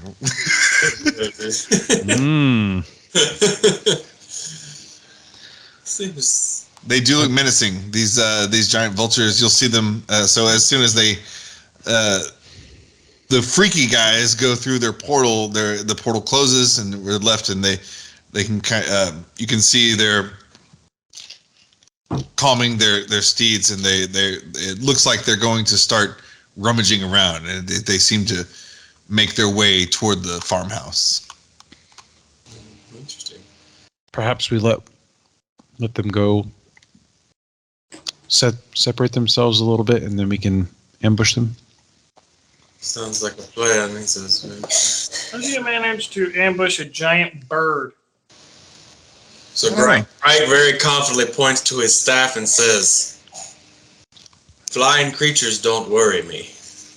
When they're on the ground, maybe. Probably." Yeah, I was like, if they're on As I look at them, does anyone in particular look like the leader or like a spellcaster? Yes, you will notice one seems to be directing the other two. He's got a headdress. It seems not very armed. You'll see at his side a long sword, and mounted to his creature, the not the vulture, but the lion bird thing. He has some more weapons mounted. He's got 3 spears. Spellcasting, he looks like he may have some, little bit of magic. Maybe if we take out the leader, the others will, the animals will run scared. And the other two, I'll say, they look young, like very young. I'm imagining like the Foot Clan Ninja Turtles movie, like almost like child soldiers, like they underpaid, in over their head, Able to take out a giant. Yeah. Well, we don't know. Well, I mean, Enough ants, we don't know. Yeah. So, anyway. Do any of them look injured from a fight? No. Everyone seems fine. There's only 3 of them, so the leader is making away, and I'll say their steeds are kind of hopping behind them. They don't just stay by themselves. They'll do that funny walk that the Bird big walk, birds do, when they like a sideways crab walk almost. Okay. Yes, the leader makes his way toward the front of the house down here. Are we going to attack as soon as he's in range? I think we should.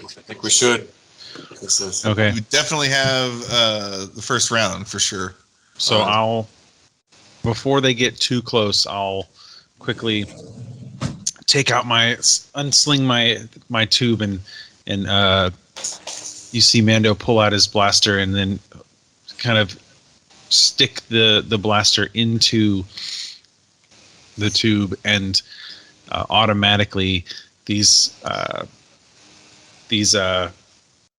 you just kind of see it start transforming, like the tube slides back, and a stock completely overtakes the pistol, and turning the pistol into like just a hand stock, and a thing comes back into his shoulder, and now he's holding like a long rifle.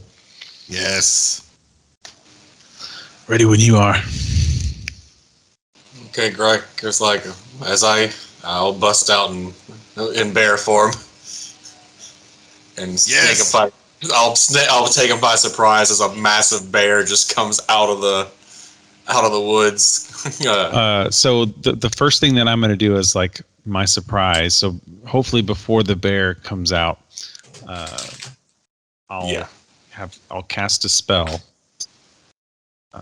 So it's a 60-foot range it's a 10-foot radius, so looks like I can probably catch. How closely is everything following behind it? Behind this guy? They are so, and again, sorry for the scale. The squares are 10 feet. The giant vultures are, we'll say they're where they are. They're kind of lagging behind. All right.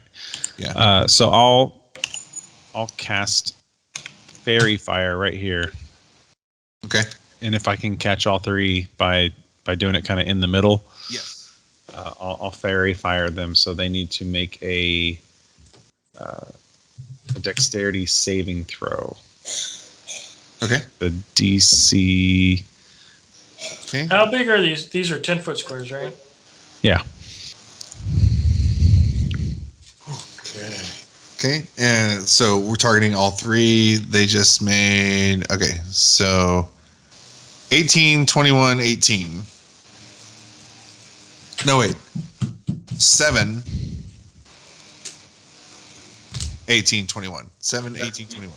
So, And it's actually, I take that, so it's actually a 20-foot cube. I was about to say, So I didn't know there was I can get everything, like, I could probably get all of these guys. For 20 feet, you could get all three of them and one of the vultures. Like that size or so. Like I could probably catch them like that if I position it correctly. Yes. Yeah. Well, yeah. So they are fairy fired. So Right, if they got more than a 13, then I guess 13 or more, then no effect. But if any of them rolled less than that, then they are basically what I do is I throw out a disc and it starts high pitched whirring, and then shooting all out of it is like this cloud of ink. And anyone that failed to throw, the ink kind of stuck to them and is illuminating them. Yes. Okay, so the guy in charge, the first guy closest to you guys, and one of the vultures, the one that's closest to you. So these, like, You can put little indicators on them, like that they have something on them. I guess a token status. What color is your light? We'll say it's green. Okay.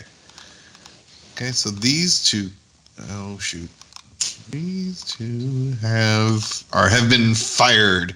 Now when they notice, right? When that happens to them. Okay, so immediately the feather girl, the person in charge lights up as he's walking toward the farmhouse.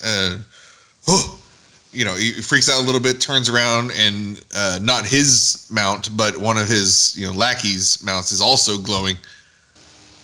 It's just, look alive, to the sky! And they're going to try to start making their way to, but you guys have opportunity, or whatever. Surprise round. Surprise, so. Okay. Do we need to roll initiative? Yes, go. Everybody roll initiative, and then I have these ready to go. Nope, I did Loggers Camp. Cool. These rolls for me right now. Damn. All right, I'm gonna do. Oops. So this guy's going to. Okay. So they will go left, and the birds get their own. So starting with Gryke, you got a dirty 20. Yeah. Okay, so let's see. No. Well, even without the surprise round, these guys are behind you. So. Sweet. Okay, because we'll get this round before they get to go again, right? Yeah, it seems like we'll get this round, and then we'll get another round if we are going before them in initiative. Okay. Perfect. So they did, is what you're saying. Okay.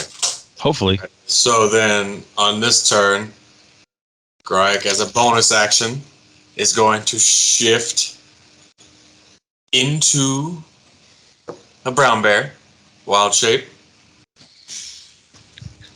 Oh shit. Okay. So large brown without- bear. Let me find. Where is he? Brown bear Gryke. Here we go. Brown bear Gryke. Yes. Then,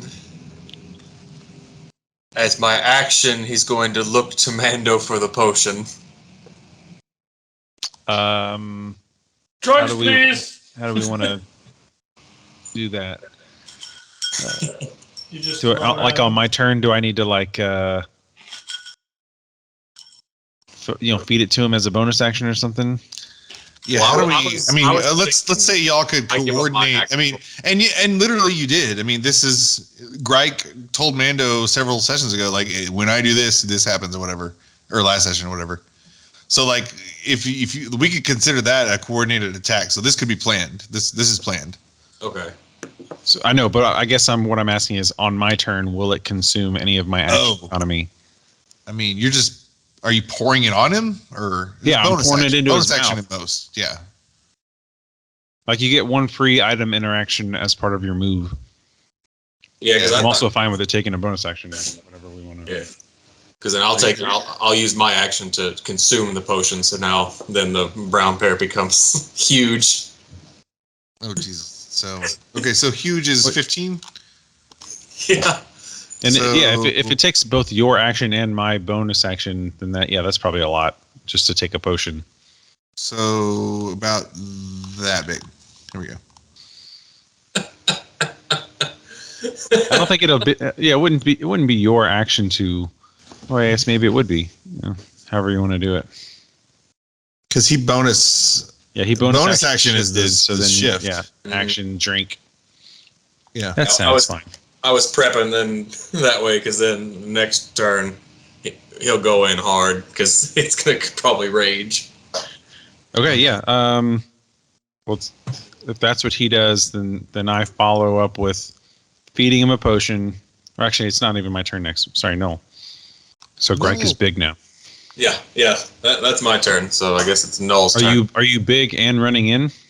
Yes, yeah. I'll go ahead and move a bit. Yeah, I was gonna say you have movement too. So I gotta figure out something. this is so now. So I think when you remove my noises, token, and now there's a bear like 3 times the size of the corn stalks. Okay. so my roll 20 is black at this point. I think when you moved Gryke off. I will turn off. I'll just turn it off. We're good now. We don't need darkness. You don't need. Yeah, it's fine. And I'll do certain things at disadvantage though, because the darkness is still there. We're just Yeah. Okay, there it is. So now I can move. So we're just gonna. Yeah, so. I just see a massive bear come from nothingness out of the corn, running in.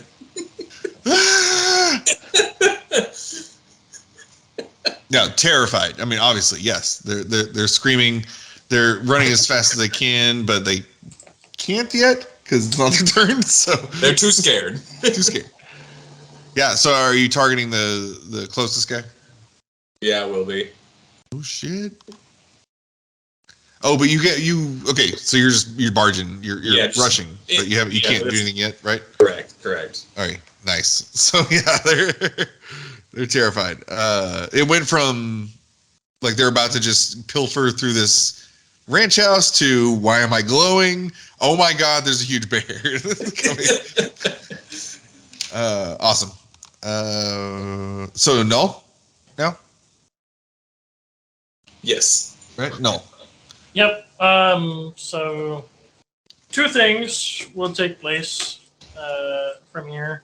So this is what 10, 20. So is it 30 feet in front? Yeah, which for here is 3 squares. Sorry again for the stupid. No, you're right. Well, I needed to make sure because that square that I see on screen, I would like to cast web on it and make it difficult terrain. Ooh. Yes. Ooh, y'all 3rd level now. Get some real spells. What's up? Yeah, so that's a 20-foot square. So you drew it out perfectly. So that works out. So anything that's in there is currently caught into that. Awesome. Be wary of it, and then as a bonus action, I will go ahead and do Flame Blade to have it in one hand. Hell yeah. Fuck yeah. Can you post the spell for web so I know what it does? Yeah. I think you just have to click on the spell. And it'll- Throw it to the. That's it. That's all that does. So did they make that dexterity save when you cast it, or like when they enter the space? Start of its turn that's in the web, or is entered during the turn, must make the dex save. So. Okay. At the start of Yeah, start of the turn. So each creature that starts its turn in the web, or that enters the web during the turn, must make the dex save. Love it. That's why I like these cards. These Druids, cards are man. really cool. Yeah. Because 1, I can have physical cards, and 2, they got all the info I need. Cool. All right, That's so it. Nils busted out his green flame blade. Regular flame blade. Regular. Oh, flame blade and Just- regular, yeah. ready for action. Nice. You're staying right there too, and still in the corn. He's got to kind of like come out. What's going to happen is he's got to come out because he needs a clearing to shoot the web. So he's got to, kind of come out a little bit here, shoot the web, and then as soon as that happens, he's just going to fully come out of there, and he's just going to shoot this flame blade. It's kind of coming out of his. He's not really holding a flame blade. It's more just this flame blade that's coming out of the top of his wrist area. So he's got his hand, there's this blade coming out, and so he just pulls that out. Mm-hmm. Badass. Cool. All right. All right. Yeah, Mando is gonna edge his way around the backside here to get a better line of sight. He's gonna peek his barrel out of the corn, but still be kind of standing in the corn, and it's gonna let go a couple shots. Or I guess one shot since I use a bonus action to feed potion. So. Next time my dad asks me if I'm watching Yellowstone, I'll be like, no, I don't have to. I have Mando shooting shit out of a cornfield. Like, I don't know why it rolled 2 of those. It should have only rolled 1. Oh. Still. And we're shooting at who? Which? I'm shooting at... Well, actually, it should be at advantage, so I'll take both. This thing is, like, stuck on my screen. But yeah, shooting at the caster. The one that I've got the 4. That for sure hits. 20 for either of those hits. Yeah, Nice. 5 fire damage. So the webs are flammable. Yes. Interesting. That's gonna Does he? I mean, technically, it is the firebolt cantrip that I am doing, which is you hurl a mote of fire at an object within range. A flammable object hit by this spell ignites if it isn't being worn or carried. So if he's the web, I imagine it is just like a grenade explosion, like web immediately. Because it goes 3D space too, right? If I think so. Yeah. If you're in a cave, like it goes up as well. Yeah, because it's cube. So, but these are like thematically, it's a laser beam. Yeah, it's like if we think like Star Wars, like those shots are too accurate to be anything but stormtroopers. Like it would be a small burn spot. So I think the likelihood that it would ignite the web is probably small. But if we want to roll like a percentile. Right, I was about to say, like, I mean, like burning hands for sure. Like, I could see that, or fireball, absolutely. Like, or you guys doing, like Josh, your swashbuckler one time with the oil and the whatever. That wasn't even a spell. That was just awesome stuff. happening. Like that for sure. But I'm with you. Like Mando, I'm seeing pew pew, like very precise, pew pewness. Yeah. So if I need to roll like a D100 and do like a 50 or below, it catches I'll some say web? Let's do it. Let's do 40 or below. It catches. Okay. Did not catch it on fire. Okay. I mean, I was like, fuck it. Let's see what happens. I think, yeah, it'll do 2d4 fire damage, but then it'll burn away all the webs.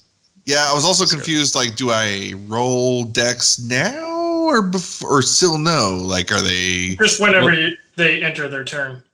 Yeah, but for the purposes of being like already restrained and being able to be burned or whatever, it's like, do we assume or whatever, you know?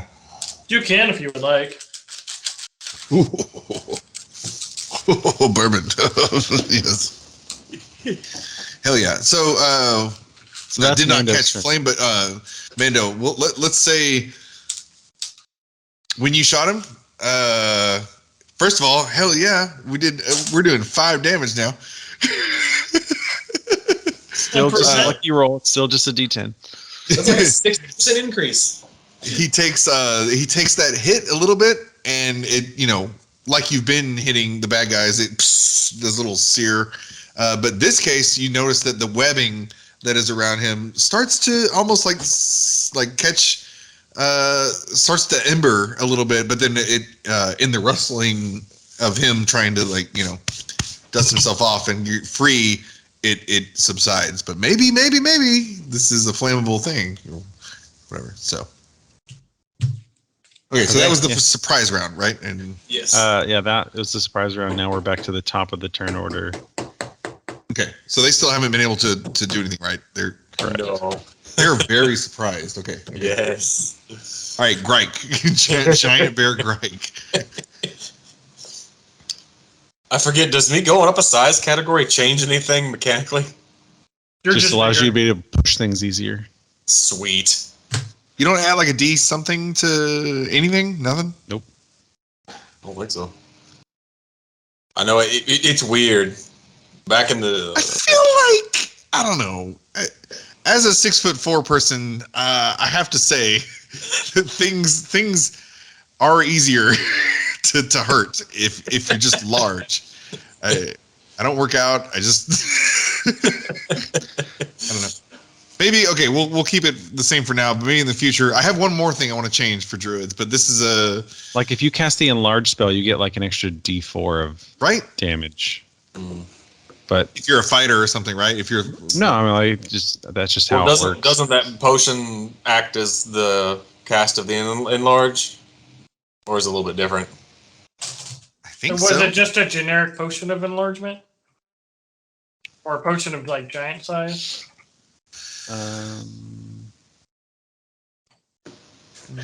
Not sure. What was the potion you guys use? Giant size. Potion of giant size. Your hit point maximum doubles. Your thing. Oh, there you go. Oh. Strength. Yeah, slashing damage changes. We got a legendary potion in this. We just used it for this fight. So now the strength of this brown bear is 25. Its hit point is doubled. So it has a reach of 20 feet because its melee attack is increased by 5 feet, and it's 15 feet. No. So 15 feet range. Or wait, was it the potion of growth? I think it was the potion of growth. Potion of growth makes more sense. I was about to say, I'm this down. is a legendary. I was about to say, I was down for that. But yeah, this is just the regular enlarge spell. So you get. And I think that's a spoiler accidentally. The giant size, but I mean, not really. I mean, we're doing a giant campaign. Cool. You had to see something coming. Okay, so yeah, I think you do get an extra D4 of damage on your attacks. I would say at least, man. As a bonus action, I'm going to rage. The bear is angry. The bear is very angry. It's been too long. I have He's a potion ready to of giant destroy strength, but I made myself. Oh, nice. A real one. And so It's glittery. I'm going to multi-attack the puny spellcaster in front of me. Oh, jeez. This guy's not going to last. This is like... So I'm going to bite first. So that's a 24 to hit. 24 hits. And then that's a 7, and I guess I'd roll a D4.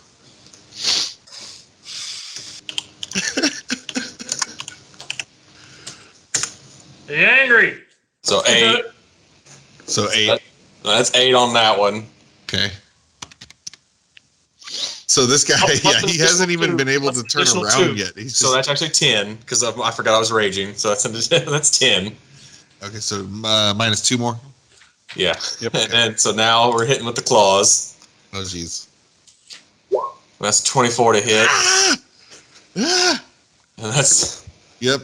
so that's 12, and then Oh, jeez. I'm just going to let the bear attack. so I'm 16. going to- Okay. And 16 the points bear, of damage on the second attack? Jesus. Yes. And then the bear is going to roar very as loud as it feasibly can to just in a display of I'm the biggest thing over here. So Run.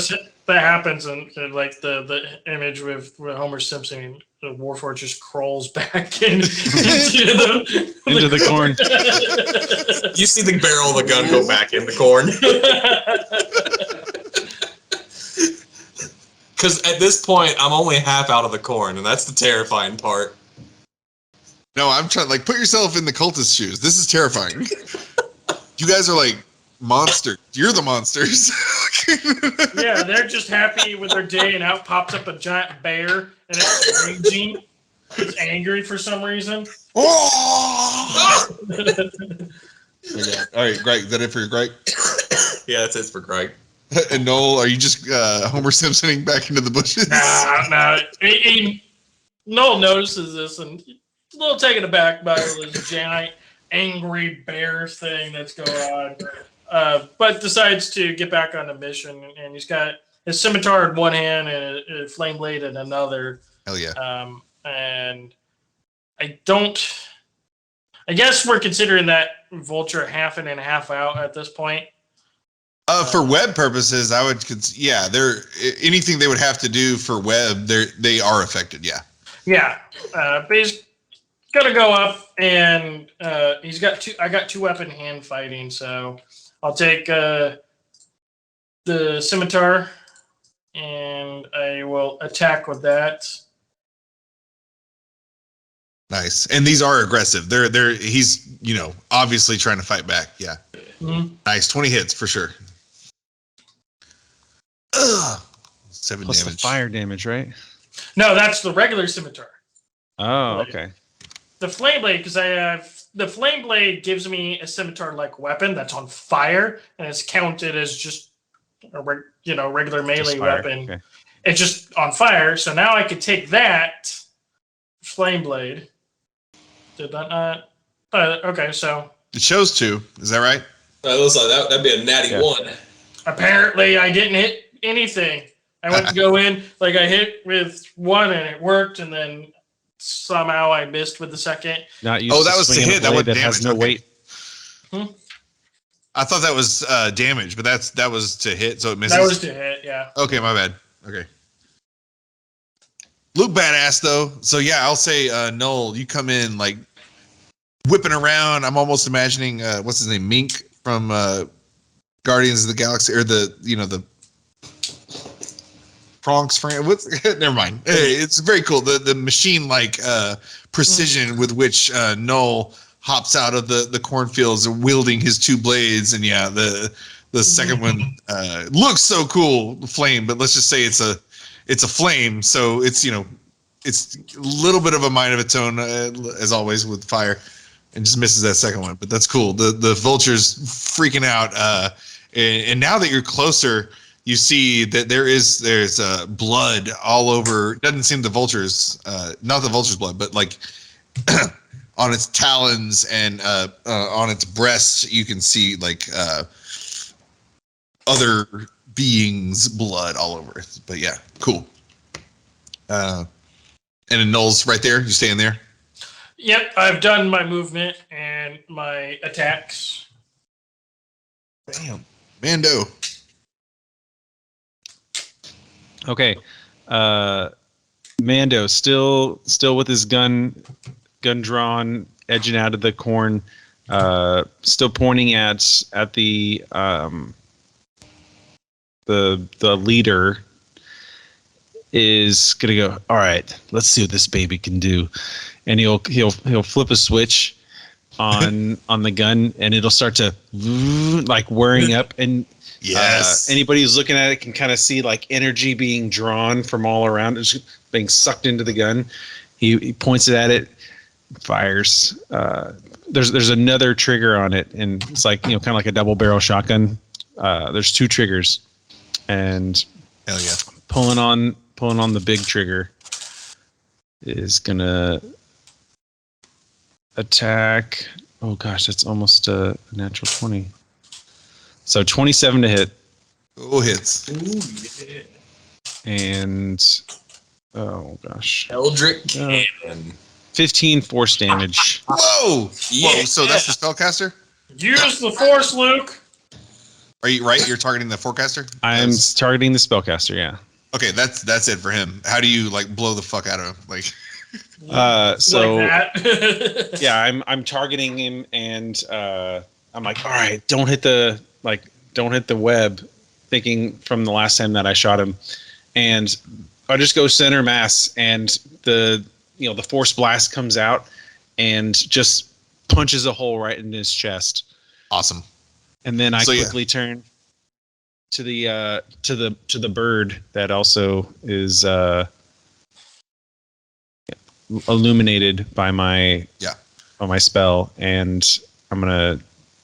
It was my bonus action to cast to do the force ballista, and now I'm gonna just regular fire at the bird and actually do advantage because it's got that on him. Is that 11 to So hit? the 11 is the one to hit. Yeah. 11 hits though. Oh, nice. For 8 fire damage. Nice. And that one is also covered in webs, so I'll do the the percentage. 47. Okay. Didn't catch. So not yet.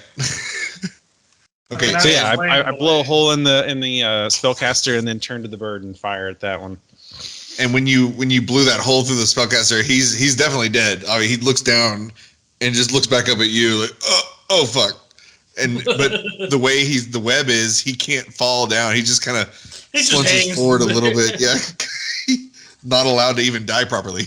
You just hear the crispiness of his skin and everything as he's just sitting there. The sizzling. Awesome. Cool. All right. Okay, finally. So now it's right. Mando, you're done.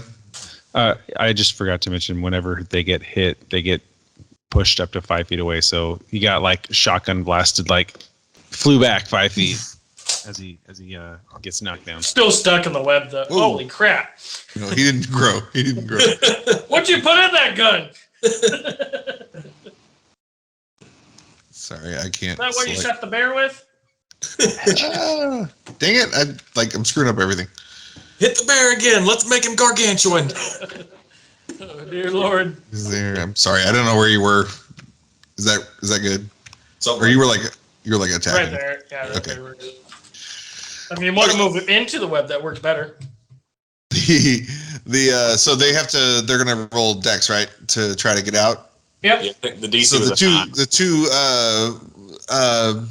air cold and I'll without too much metagaming, we'll say you guys had garnered enough from your conversation with the believers earlier that you can pretty much assume that these are also cultists, and it's the way that they are dressed. It's kind of like faded blue and white. It looks very tattered, torn, not torn, just modest, very modest, almost like monk-like garb, wardrobe, like kind of and wispy feeling. So it's and they're riding flying animals. So y'all can take wild guesses. Is there any armor kind of being worn around? Anything wearing any sort of metallized armor? So the two living cultists wearing leather armor, aside from their blue and white, faded blue and white robes, nothing crazy. They do have a symbol on their clothing, similar to what you guys saw with the Cult of the Black Earth. There is a symbol. Dang it. Well, I'll show it to you in a minute. I'm not going to spend the time to do that. But it's similar to what you saw with the Black Earth. But so they're going to roll a dex to try to get out of there and back to their mounts, right? I mean, the DC 9 is not out to be restrained, but it's still considered difficult terrain. Oh, okay. I thought they had to. Oh, okay. Yeah, they do have to. At the If start they of their fail turn, the they thing, gotta they're roll stuck and can't move. Mm-hmm. Yeah, let's see. Yeah, because if they fail, right? If they fail, they're Yeah, when they They're start. restrained. Yep. Yeah. So we'll do two of those. We got the first guy, just saw his boss get blasted. Look at a hole in his chest. And Mando, you'll see this guy, the hole you just blasted in his boss's chest. He looks through it at you, and his eyes say, "Oh, I'm not getting paid near enough for this." And he is going to nope out of there as much as he can. Let's see if he can. Okay, good. Dex 17, 14. What was the save there? DC 9. So they're not 9? restrained. Yeah. So it's just difficult terrain. Yeah, it's difficult terrain. Okay. They're not restrained, but they don't like it. So yeah, one makes it back to his. Well, It takes half your movement to mount onto damn it, a bird. or was he right here? Okay, so half your movement to mount to a bird. So he's got 30 movement. So if we go 10 here, and if you had 30 that feet would of movement, be 20, right? Because it's well, no, because just from here. Oh, sorry. Because isn't difficult terrain doubles your move, or it takes double the movement. It takes double the movement. So if he had to move 10 feet, then he would have consumed 20 feet of movement. Right. So here's. And it takes 15. So then he That's wouldn't 10. have enough. Here's 10. That's 20. Right. Then Yeah, And he wouldn't have can't mount enough the to bird mount. because he needs 15 He of get that. to the movement. bird. Yeah. Right. So he's to the bird. Yep. He can pet the bird. Let's see if he can do anything.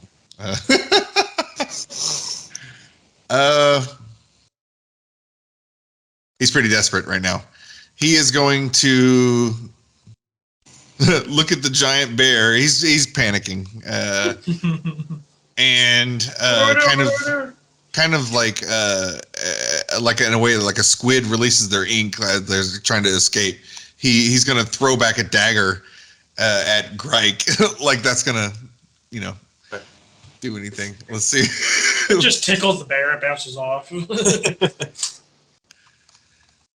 For a 18. It hits. Yeah, look at him. Oi. So our young initiate, as he trudges through the web, he's like crying, like man crying, but crying, like loud, ugly face. And also he hates spiders, so it's like a whole level of like discomfort he's experiencing, going through trying to get back to his vulture. In a moment of panic, almost like he was swatting his little brother away, throws a dagger at Gryke for 5 damage at Gryke there. And the other one also saves, and he's going to attempt to scoot So that's 10, that's 20, that's 30. So he makes it to his steed, and he's going to do the same desperate move to the big bad bear. I like how they're like, stay away, stay away. Yeah, no. For a 16. It hits. And that one's 6 damage. Okay. Total of 5 damage to you. Yep. I love resistance. And What are you resistance against stabbing? Yeah, it's bludgeoning, piercing, and slashing. Give me 2 more levels, and I'll be resistant to everything, except Force. Or no, psychic. Yeah, psychic. That's it. I mean, I'm a warforged. I can't get sick, and I don't sleep or eat. And poison. I can't get poisoned because I don't eat. I have no digestive system. so I'm going to do something a little maybe unorthodox. I'm going to, so it's the mount's turn. Instead of them attacking or doing anything, I'm going to they are going to assist their riders upon them. So the 2 that are in the web, they're going to spend their whole turn just getting their riders on them, but they can't leave yet. So we'll just assume these 2 are on their... Well, they both need to roll dex to see if they're restrained. It's a 9 to... It's a 9 to beat, yeah. Bit, so I'm going to do a strength check from the giant vultures. Okay, so I'm going to parry the check with the save with a check. So instead of them doing a strength check or dex save, the birds are going to do a strength check to counter that, but only one makes it on. So we'll say the one that's closest to Null here, the one that the bird was fairy fired. So the bird is able to, reach down with his beak, get his rider up on with difficulty, but he does it and gets it onto his back. And the other one tries to do the same thing, but is unsuccessful. And the other one, who just lost his master, is not taking kindly to this. From a shot in the corn. And he is going to... His movement is enough. Yeah. And he is going to multi-attack. Mando,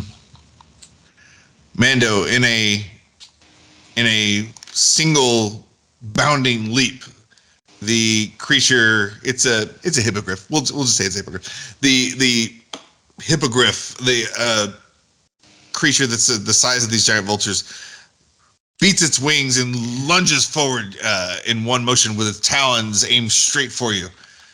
It's going to multi-attack. With its beak, it's going to make a bite. Does for 15. That probably misses. Misses, yeah. Is this? Okay, so it comes back down. His beak is easily the size of your torso, and the way it comes down, you have your shield up, and you feel the pressure of this whole, like the bite force coming down, but just the way it landed, your armor is perfectly, like, it doesn't even hurt at all. Like it's just like a little bit of pressure, and then it's once it sees it, once it knows that it hasn't pierced it doesn't feel anything squishy. It's going to rear back and make its second part of its attack with its claws. Frustrated by his bite fail, but also that's going to miss. So he rears back, and for 11 to hit, that misses though. And same situation. Scratch, but you deflected because you were ready. A dodge and roll. Yeah, this thing is, so now it's on you. It's right up on you. It's next to you. So, okay, that's it for them. Brings us back to Gryke. Giant bear Gryke. I yell out, Gryke! Oh, okay. In his enraged bear form, Gryke is definitely going to go towards the most fastest moving object, which would be the flitting hippogriff that just moved by him and into the cornfield. Bird! So yeah, he is like, we're just going to go whoop. And we're going to multi-attack. I could just Yeah. imagine this bear just like hobbling over. Yeah, no, he's too What I'm big. imagining is the bear is about to bite, and then with the claws, I want to try to grapple him to the ground. So we're gonna bite first. Oh, natty 1. Ah. Ah! This thing Oh. rears back, and it's just like the bear claws are coming down. He's parrying with you with his eagle talons. So miss the bite. Now for the claws to, or attempt to just Or hit him sorry. and push him onto the ground to basically flatten him with a paw. Is it a grapple?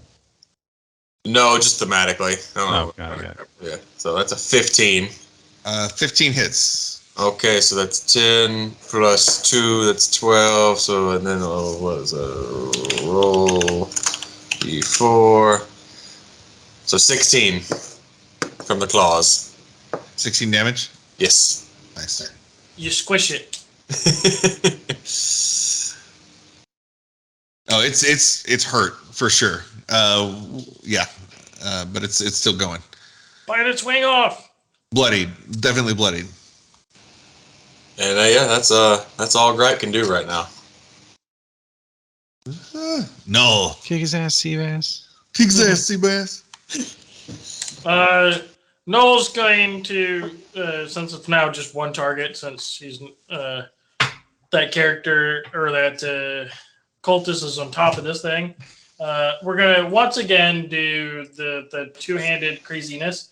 This time he's going to, having shoved for the flame blade and miss, he's going to come back and try and shove it again for that. Woo! Heck yeah. Nice. Did it adjust the crit damage automatically on that one or not? I don't know. Yeah, hover over the number. You can see if it does. 2 plus 3 plus. No, that was just 3d6. No, that's just regular. Yeah. So, crit that's damage. There we are. That's another 3d6. Yep. So that's it. Nice. So Against the vulture. yeah, well, because the cultist is on top of the vulture, so I'm assuming the vulture is just too high for me to go up and stab the cultist up there. So that's the flame blade, and then coming back, Null will then stab the thing again with the regular scimitar for 13. Oh no! And this is the vulture. So Yeah, Well, this- 13 is to stab it. Does 13 hit? so This is that does. Yes. 13 hits. 13 hits. Yeah, Sorry. and 11 hit it earlier. 6 damage. Okay. Okay. So a yeah. How do you total kill of it? 24 damage in one. Mm-hmm. Yeah. This is a dead vulture with a person on it. So yeah, it's just there stabs it, and it's I guess part of its feathers are on fire in the same area. He pulls it out and stabs practically the same wound again, just a little deeper with the scimitar. And that's that. Now, is there fall damage? Like, I'm guessing it just kind of like flops over. Nah, he's like on it. If it would collapse if anything. So he would just like He's just on a corpse. Still be on it, yeah. yeah. Okay. He's just riding a corpse. Does he get like caught under it? Like, does it fall on his leg and he has to wiggle it? Like, No, but they're in web though. So I'll say like when he just gets caught back in the web. yeah, exactly. Like so now he's on this mount, like he got up there, but now it's right back in the web. So he'll have the same issues as before. Mm-hmm. Oh, is that? Have I taken a bonus action this week? Yeah, doing the two at the Is a bonus action. offhand attack is a bonus action. 2 weapon hand fighting. Yeah, okay. Yep. That's it for me. Mando. All right, Mando is going to chance the attack of opportunity to get out of melee range. I didn't He's mark gonna that take far. it. He's gonna take it. It's a mad hippogriff. He's gonna try to bite you as you go. 22 to hit. That hits. Ha ha! 6 damage. All right. A little And little as nip on the you're- buttocks. So he's finally got, as he locks in this time, and he feels like earlier he kind of he took a couple of bites and he just like couldn't find it. Your armor's too good. This time that point on the end of his beak just locked in, just awesome. It feels like when you hit a golf ball just right. That's when he hits it in there, and he's going to use that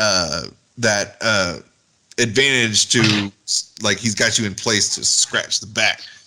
I'll yell, you're in for it now, and I point my gun at him, and again trying to do my big shot. Oh god! To blow this thing up. Well, so it has a multi-attack. Could he finish the multi-attack first, or? It's just you only get one attack. Oh, okay. So Swipe. okay, never mind. It's a reaction, so it's just it's not a multi-attack. It's just like as a reaction, you get a swing at something. Right, you're good. So you're using. So go ahead. So 14 Nice. to hit on the hippogriff Yep, hits. for Ugh. 8 damage, and then That's it for him. Just So, yeah, falls but- to your feet. How do you? Yes.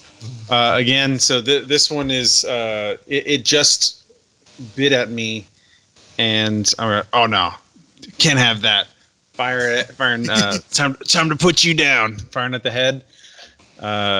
Blasting the head, but when it hits, you just hear the bird's neck go, and it just snaps, Yes. and the bird crumples down to the ground. And I'll yell out. I'll circle my way around this way to kind of see what's happening again. Over in this direction. Yeah. See that the bird is dead and yell out, "Capture one! We need to question him," and then I'll fire at the other bird Ooh. Nice. for God. 26 to Yeah, hit 26 hits. and 7 fire damage. Ah. It's the first time he's been hit. Yeah. Yep. So both of them, the rider and the vulture, are startled. He's again trying to get up on there, and they're panicking, straight up panicking. Everybody, and I need to let the dog out real quick. And it does not catch on fire.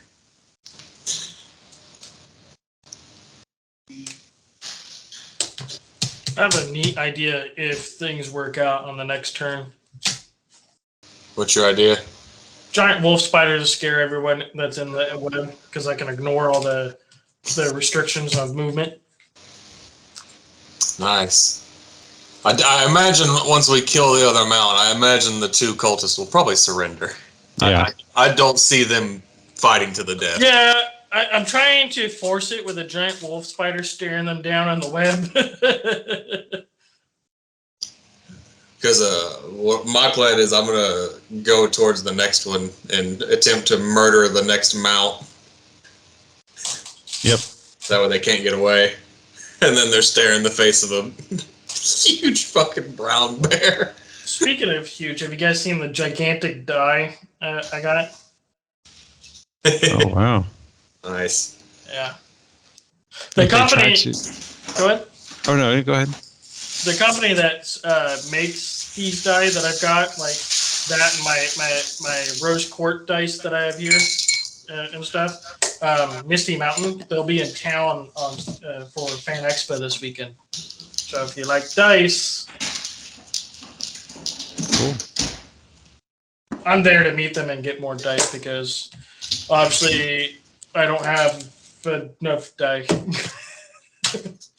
Gryke, if this bird tries to fly away, I'll come cast jump on you again. He won't get away. If it's A still giant bear flying at him in midair. So I'll be able to probably jump 120 feet at that point, and then if that doesn't do it, another 30 foot of Misty Step will get me there. So I got 150 movement range I can work with. I mean, Too much. That's so my Tabaxi on Friday nights. Like there's a combo called Zoomies that does something like that where he just feline agility plus regular movement, and it goes like 120. And then I'm like, well, what if I add like dash and then like Misty Step and these other things? And it's like, You know what? Why can you go to 240 feet? Why do you need that? Like, so I can get out of things and away from things? So you can go to the And- Olympics. Yeah. Yeah. Well, and the thing is like the issue isn't that you can't go that speed. It's not super speed. You're still just normal walking speed at 120 feet. You could just go 120 feet. You ever heard of the D&D peasant railgun? It's the best. I have not, but it sounds horrible. You line up a bunch of peasants, and based on the action economy of the game, you just have them all just take a projectile and just hand it to the person next to them. And because if you line up enough of them in a single round, the amount of distance that projectile will have traveled in 6 seconds is you can kind of point that at something and it'll railgun it basically. Like a super collider. Like Yeah. It just gains speed each time. That's crazy. Anyway, we're just coming up with tactics on how to scare them further. Oh, okay. Yeah, whose turn is it now? I'm the last one typically, so Yeah, Mando. Null just went right. Yeah, Yeah. I just Yeah. Well, killed Mando. the thing, and then the bear went over to kill the other thing. Well, no, but I'm looking at the thing. It looks like Mando just went because I just killed went. the Griff. So whoever's after me. Null, you haven't been attacked, right? No, Okay. Making sure. Null killed that thing, then Mando killed that. So I guess it's probably that other creature's turn now. Unfortunately. Well, Yeah, the bird. It's the big bird. Bird, the last bird. And Mando, the you cultist just went. You already went. before. Yeah, I already went. Okay, so it's a cultist turn. So the one on top, the one farthest from you guys, is going to spend the rest of his movement, or I guess he has to make a check. for They start their turn in the web. Yeah. DC 9. Okay, 13. So he Is not. all of his movement onto the bird, and now how do we? So now, if he wanted to take off, does the bird make a dex, or does that, So yeah, the bird would Everything. need to make a dex. Yeah, everything makes a dex saving throw when you're in my But it's not way. his turn. Does the bird's turn become the rider's turn if they become? Typically you run this Yeah. combined. Okay, so we'll do it like that. So giant Basically, vulture once the friend. bird is free, then they're kind of on the same again. Fuck. Oh, but the bird is restrained. So the rider he makes it on there, but he is not able to get up. The bird's restrained, and he threw his only dagger. So he's sitting there. That's it Stuck for in him. my brother. The other one, now stuck in the web on top of this dead bird. Think it's on for you're like, go, and then just die. Yeah, he's gonna freak out. He's also gonna make a dex save to try to get out, and fails, And is restrained. and is restrained. Yeah, they're restrained Brings us for to the big remainder bird. of the time Oh, they're well. in there, or if it breaks free. So Bird's initiative is gone because now the cultist is riding the bird. So okay, Gryke's turn. Okay. Gryke's gonna What see. was a really great idea. And we're just Yeah, gonna. it's very effective.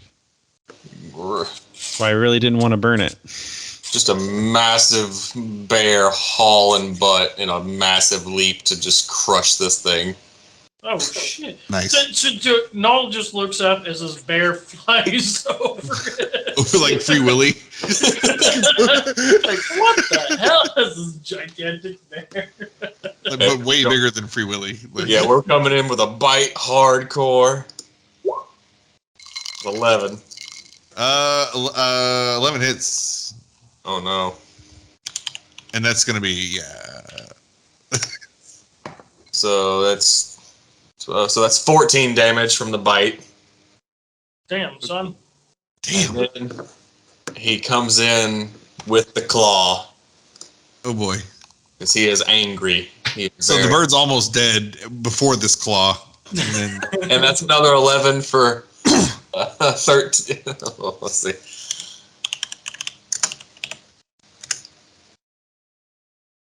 $14.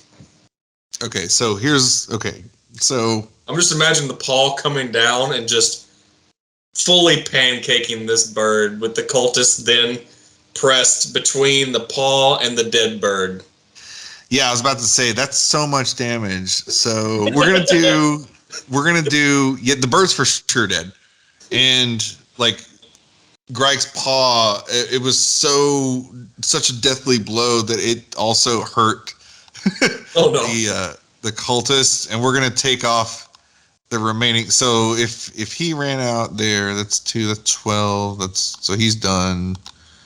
I'm gonna give the cultist 10 points of damage from the swipe at the vulture. So the vulture's dead, and then I'm gonna send. I like how they scramble to their birds and they're immediately dead and Yeah. hit. Yeah, I didn't. They're not having a foresee good web. time. You can have the best plans, and then web. All right, cool. So, Gryke, is that it? That it for Gryke? Yeah, Gryke is heaving, just a blood rage is encompassing this huge bear as it is pancaked. This thing. So you're huge, like D&D terms, like size wise, huge, right? Mm-hmm. Yeah. Same size as a giant. And you just leap through the air. So you'd probably make a big noise when you hit. Oh, big thud. Oh, I would imagine so. I don't think there's anything subtle about that, unfortunately. Okay. And earlier I roared as loud as he possibly could, so he's not been subtle from this point. Things know that we're here and thrashing about. So this crash, the bear freewheeling through the air and landing, just like literally shook the ground, like everybody around you guys. So like, who's the farthest? Like Mando, you're the farthest. Even Mando, you felt it, and you're like several dozen yards away. It's at this moment during the heat of battle. All this chaos is going on, but the almost snoring sound you heard earlier, you hear kind of the metronome effect, the rhythmic snoring earlier. That's kind of, you almost forgot about it. You did forget about it. You guys are fighting. The only reason you notice it is because it's really loud and it's arrhythmic to what was happening. So it's like it breaks the tempo. And it I right thought after it was one of the big purple guys that was. Yeah. I assume they killed whatever was in the lake when they took its leg off. I didn't think it was just chilling down there with one leg. So, but you don't see anything. You just hear that. And okay, great. That's it for Greg's turn. So Null. So we wanted to capture one of these things, right? Well, if that's the case, I don't know about my original idea because we're practically done with it. So I'm going to walk up to. No, I'd like to go right here. Thank you very much. And the cultist is sitting there, and I'm not going to try and turn the web on fire or anything. So try and point my flaming scimitar away, but I point the other scimitar towards the throat of the cultist that's on the ground and ask him to surrender. So once you get Null, once you get close, you realize this guy, he not very well dressed, not nearly as well dressed as the man that Mando took down. There's fear in his eyes. Very young, not even old enough to have a beard yet, and immediately he agrees. Yeah, I yield. And he didn't have a weapon, but he's sitting on a dead bird, so he's not very intimidating to begin with. So he immediately he just bows his head and but the other one does not seem so quick. to bend the knee, so he's not having it over there. The one underneath the bear. Like I know exactly. Like I know you're only talking to the one, but the one near the bear seems well engaged. First of all, but just something about his eyes are different. He's got more fight in him or something. Yeah, well, that's all. I mean, I can't just make it over there. I did my. I mean, I have movement left, but I'm not going to make it over there. I want to restrain this one that I currently have, so we can question them later. Nice. And that's it. Mando. Mando will make his way out from the corn and is looking around to see if there's still a fight going on. From what he can tell, it's not, and will just spend his full move kind of making his way closer, because I guess that was about 40 feet or so. Okay. The cultist who is nearest to Null is full subservient mode. He's given up. He's head bowed. But the one under Gryke is still... I mean, sorry. Yeah, the one under Gryke is going nuts. So he is full attacking. What is it, disadvantage because he's in the web? Yeah, he's restrained, so it's a disadvantage. Okay, so he's gonna try to attack though.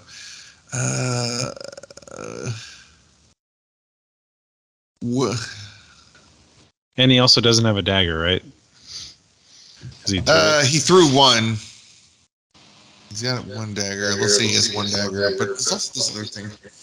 Depends on the next one you attack roll. So Gryke, this guy's under you. He is just not giving up. He's getting crazy eyes. But he misses. Well, yeah, he misses. 9, I'm assuming. Yeah, the bear has an armor class of an 11. Yeah. So he's just under you, kind of just wild-eyed, almost foaming at the mouth, like desperation, just poking desperately. Is he desperate or dying from rabies? So that brings so Gryke. Okay. Yeah, Greg's done with this fool. Yeah, you get the feeling he's not gonna. All right, Greg, we're gonna. It's a bite. Sure. 16 hits. Okay.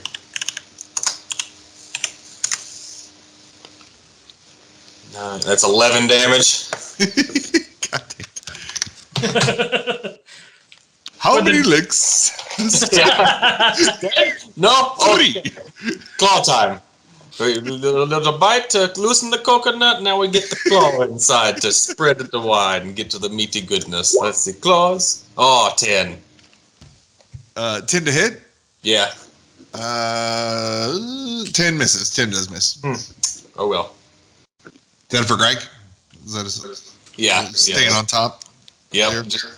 I'm actually going to move directly over him because I plan to lay on him next turn. Just plop down. On the cultist's turn, did we see any movement from whatever was snoring by the lake? No. And you don't see anything yet. You don't see anything. Is this just? Are we hearing somebody sleeping from a different dimension?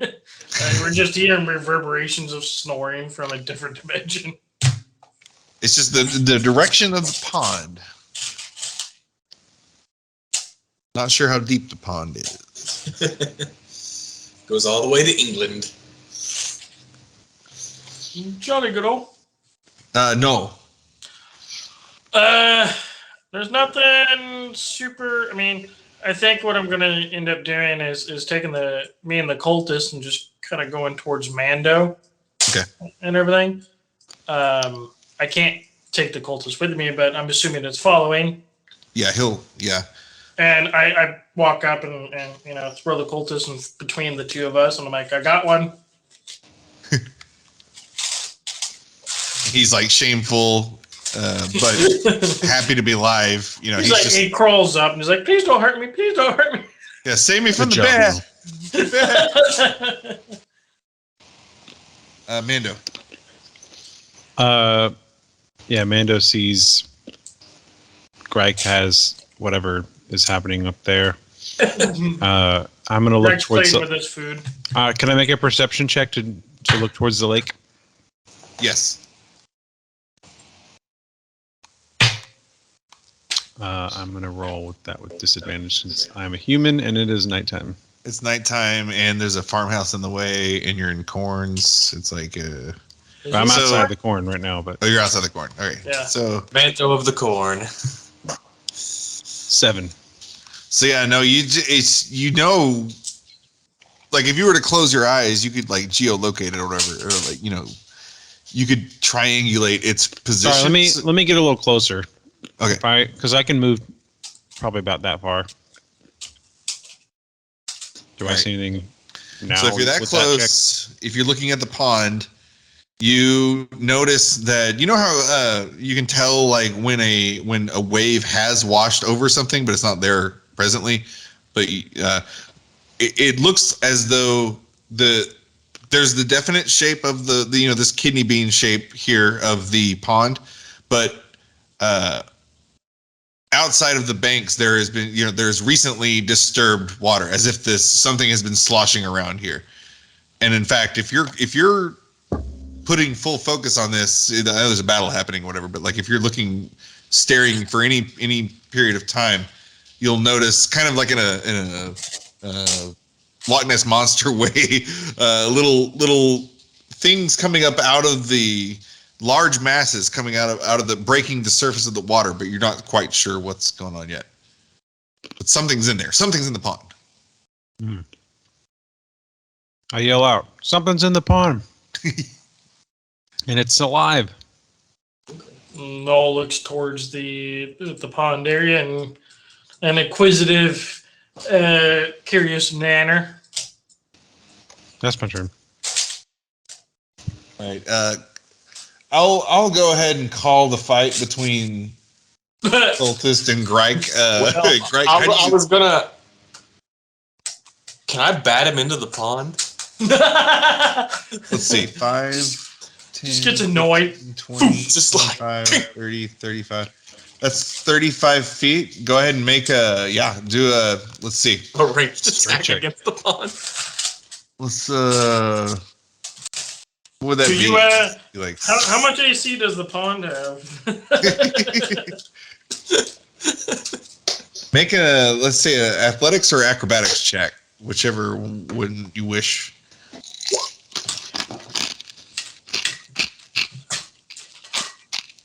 I'll get it back. Wait. All right. Yeah, you're raging, so you get advantage on that. Yeah. Again, one more time. There we go. 16. Yeah, I'll say so. Over a 20 would have been like a cool rock skipping situation, but Oh. 60. See the body like ragdoll around. Hits it so hard I skip rocks with a body, but not on water Yeah. and land. So you hit it plenty hard, but you only hit the head, and the head goes way past the pond. Like you can't see it. It's just gone. You decapitated the thing. Great. Well, Like Billy Madison style, or no, Happy Gilmore style, just gone. I can see the anticipate, like the bear's like, oh, well, I'm doing it here, and once the entire body yeets the head, looks back down, and his eyes like, oh shit. Yeah. Looks just mouth like And the other cultist, Null, the one you got in like custody or whatever, he just he's had an eye on that bear the whole time. I can imagine him like creeping, like hugging my leg or whatever. He's like, no. and then I'll be endeared towards the pond. Perfect. Okay, let's call it there. Yeah, we can stop there. It's after midnight, yeah. Yeah, it's Yeah. after midnight. Also, there's a whole thing. So, cool, awesome. It's fun. Yeah, no, that was great. And Good then sesh. so it works out great because our other party members they got lost in the corn. It took them a while to get the corn. That's all it is. The corn's huge. It's a Well, problem. They eventually come out of the corner and they see this giant bear yeet a head off of somebody. And they're like, Yeah. maybe we just wait until the bear's done. I mean, it didn't take y'all too many rounds, so we'll say like you all started together, but they got lost in the corn, and all of a sudden, bear, It's like standing far above the corn, and it took them that long to get to y'all, and you had already wiped out all the cultists in there. Yeah, they come over and there's the one in 4 or 5 rounds? something like that. Yeah. Yep. Naughty. Not even a minute. And I padded it. Like you mowed through. Like, and if all y'all were here, that would have been like stupid. Yeah, well, it was the combination of a gigantic ass bear and Webb. Those were the Webb's- two deciding factors. If we were all here, I'd have If everybody was here, I probably wasn't going to do the potion. Yeah, I would have probably taken a shot at those big purple dudes if we were all here. Yeah, definitely. I would have loved to see that. That would have.